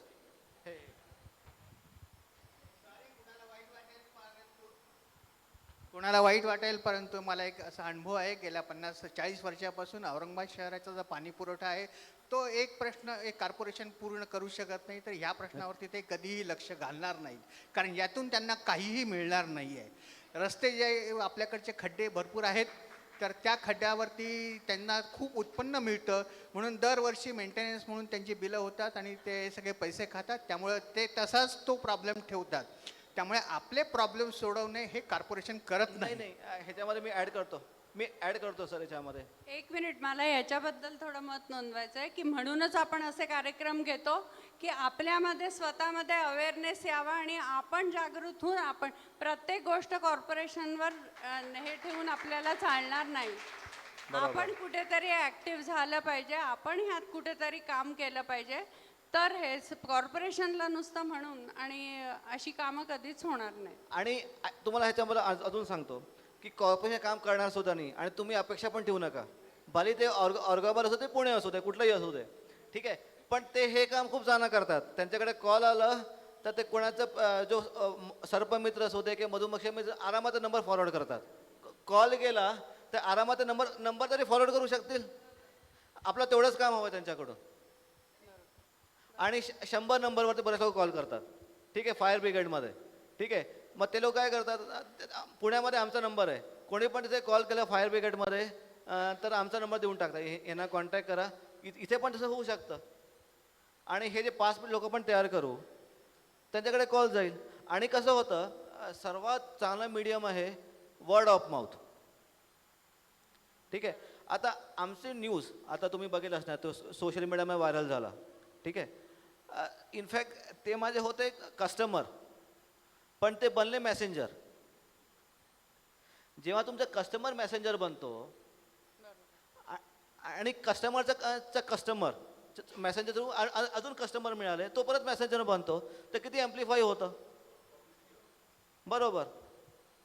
तर आता मला असं वाटतं की पुण्यामध्ये जवळजवळ 80% कॉल मधमाशी रिलेटेड तरी आम्ही हँडल करतो. आणि हे सगळं फक्त झालं एक फक्त सोशल मीडियामुळे, वर्ड ऑफ माउथमुळे आणि दुसरं पेपरमुळे, बाकी काही नाही.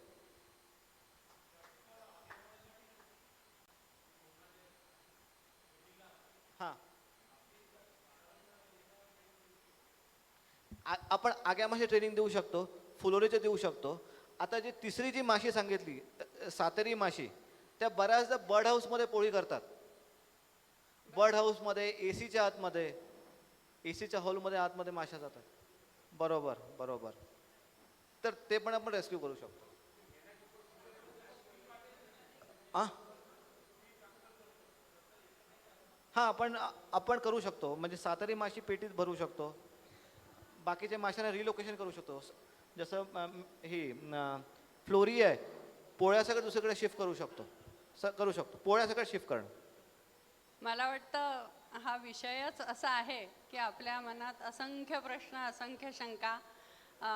आपण सगळेजण ॲक्टिव्ह होऊन एकत्र आलो तर सर ट्रेनिंग देतील आणि आपल्यातही आपण अशी टीम तयार करू. आजच्यासाठी आपण मला वाटतं हा प्रश्नोत्तराचा हे थांबवूया कार्यक्रम. आता शेवटचा भाग कार्यक्रमाचा आभार प्रदर्शनाचा. सरांचे किती आभार मानावे हे मला कळत नाही आहे. त्यांनी इतक्या पटकन मी फोन केल्याबरोबर त्यांनी हो म्हटलंय. किती व्यस्त त्यांचा कार्यक्रम आहे आपल्याला कळतंय. त्यांच्या सगळ्या ह्याच्यावर भारतभर ते फिरतात. दिल्लीला त्यांच्या सतत मीटिंग्स मोठ्या ऑफिशियल्स बरोबर. आत्ताच आज मी बोलत होते, ते सांगत होते की सेक्रेटरी बरोबर, ॲग्रिकल्चरच्या सेक्रेटरी बरोबर मीटिंग आहे. हे असे सगळे व्यस्त त्यांचे असताना सुद्धा त्यांनी इतक्या इझिली मला तारीख दिली आणि ते आले. बाकी तर आपण त्यांचं व्यक्तिमत्व पाहिलं आहे आणि काम बघितलं आहे. तर आधी मी तुमचे खूप मनापासून आभार मानते. धन्यवाद. एक तुम्हाला फोटो दाखवतो, आपण तो काकडीवाला दाखवून देऊ पटकन, म्हणजे तुम्हाला मॅजिक दिसेल, ठीक आहे. एक छोटीशी स्टोरी आहे पॉलिनेशनवरती.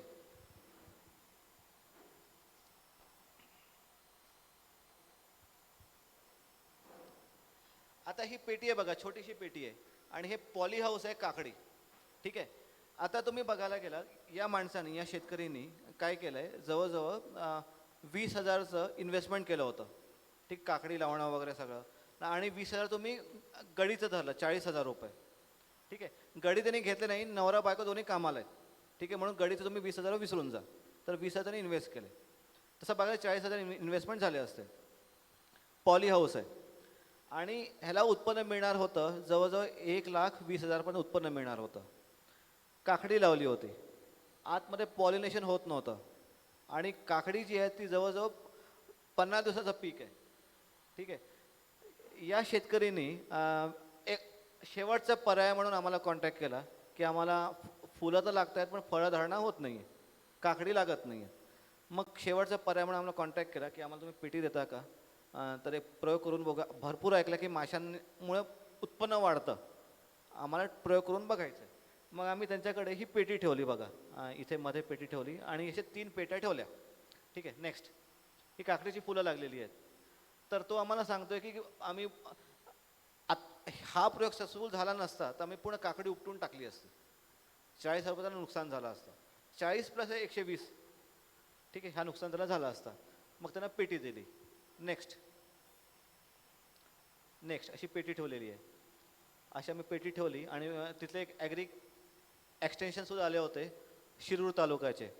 ठीक आहे, त्यांनी फोटो वगैरे काढला. त्यांच्यासाठी पण नवीन गोष्ट होती, पॉली हाऊसमध्ये पॉलिनेशन या माशांच्या थ्रू. नेक्स्ट तर आम्ही असं फोटोग्राफी वगैरे केली की असं पेटी ठेवून आम्ही परत आलो पुण्यात. नेक्स्ट आता तुम्ही बघा, काकडी लागायला लागली आणि तुम्हाला रिझल्ट किती दिवसात दिसलं? 4 दिवसामध्ये रिझल्ट. 4 दिवसामध्ये काकडी लागायला लागली आहे. नेक्स्ट बघा, हे बघा, एवढे मोठे मोठे काकडी लागायला लागली आणि तो म्हणा की मॅजिकच आहे.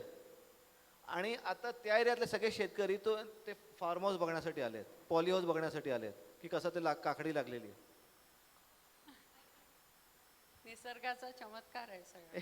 हे सगळ्यांना मॅजिक वाटतं. हे काय मॅजिक आम्ही केलेलं आहे फक्त पेटी ठेवून. लोकांना वाटतं ही जेवढी छोटी पेटी काय करणार, मॅजिक बॉक्स.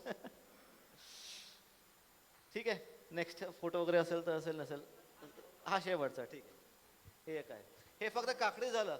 असे भरपूर ढोबळी मिरची झाली, बरेच आहेत, आंबा, काजू. त्यांचा पण उत्साह किती आहे बघा. सकाळी 7ला निघाले आहेत पुण्याहून, डायरेक्ट युनिव्हर्सिटीला गेले, तिथून डायरेक्ट तिथे आले आणि पूर्ण उत्साह. आणि आपल्यापेक्षा त्यांचा उत्साह जास्त आहे सांगण्याचा. मधमाशांनी एनर्जी दिली.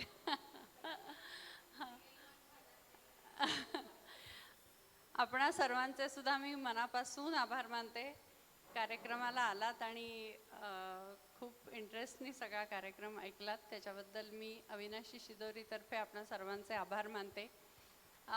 बाकी साऊंड सिस्टीमसाठी रमेश पवार जे आमच्या पाठीशी असतात, फोटोग्राफर, आणि ह्या सगळ्यांचे मी आभार मानतेच.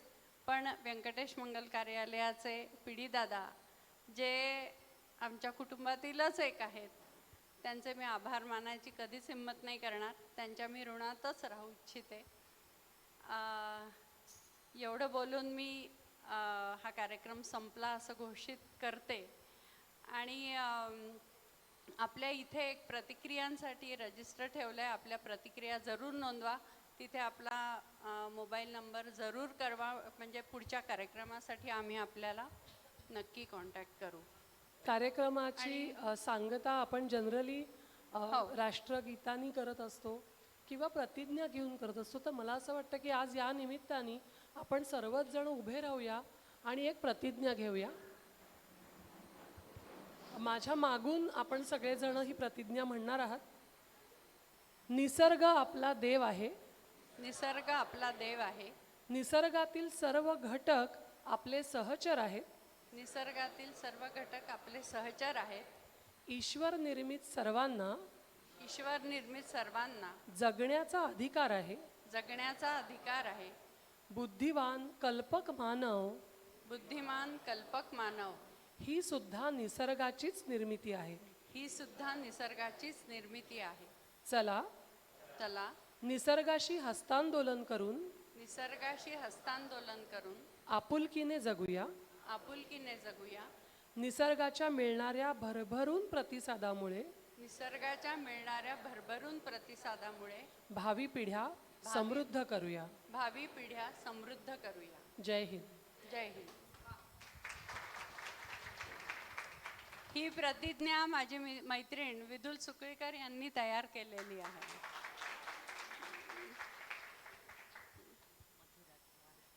आणि मधुरा अन्वीकर या कायमच आम्ही पूर्ण त्यांच्यावर अवलंबूनच असतो की मधुराला कार्यक्रम दिला की आम्ही त्याच्याकडे वळून पण बघत नाही. तर किती सुंदर कार्यक्रम तिने हँडल केला हे आपण सगळ्यांनी बघितलं. त्यांचे पण मी कधीच आभार मानणार नाही. ती आमच्यातलीच एक आहे. तिथे पेय ठेवलेलं आहे. पेयपान करून आपण सगळ्यांनी जावं ही नम्र विनंती.